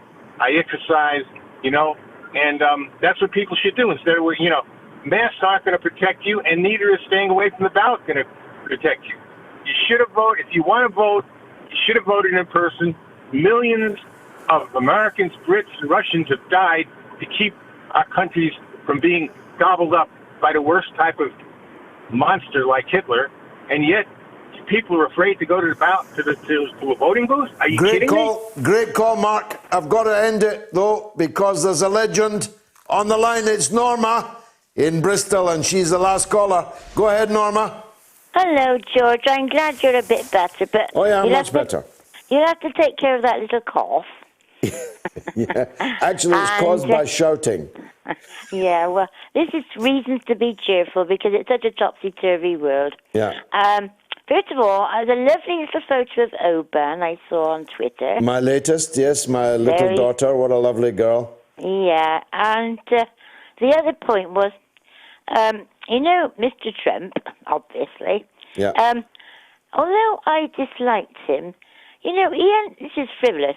He entertained me because he was quite a funny showman, and I always had the desire to hear his crazy comments, That does sound frivolous, but he did, not because of his awful politics. He was a circus act, actually, Norma. He was. Yeah. And the other little thing at the end is you've had 3 calls from Bristol tonight, I'm number 3. We must have a big audience in Bristol, and why shouldn't we? That's right. Mr. Brar did say, Ranjeet Brar, that hopefully we may have a vaccine, might be, the Chinese one next year. Yeah. Well, if we do, perhaps we can start breathing a bit more lightly again, Yeah, I was heartened, Norma, by what he said about the vaccine, and it seems that China and Russia are ahead of the game, and I'm quite friendly with both China and Russia, so I'm bound to be able to get a vaccination somewhere. If only I could get out of the country in order to get it. Norma, my dear, lovely to hear you sounding so hale and hearty and cheerful. It's been a remarkable show, I think. Some of the interviews, particularly Chris Hedges, will live long and fly wide. And the story isn't over yet. In fact, it isn't over until the fat lady sings in the Supreme Court of the United States of America. It's been marvelous for me. Hope it was for you.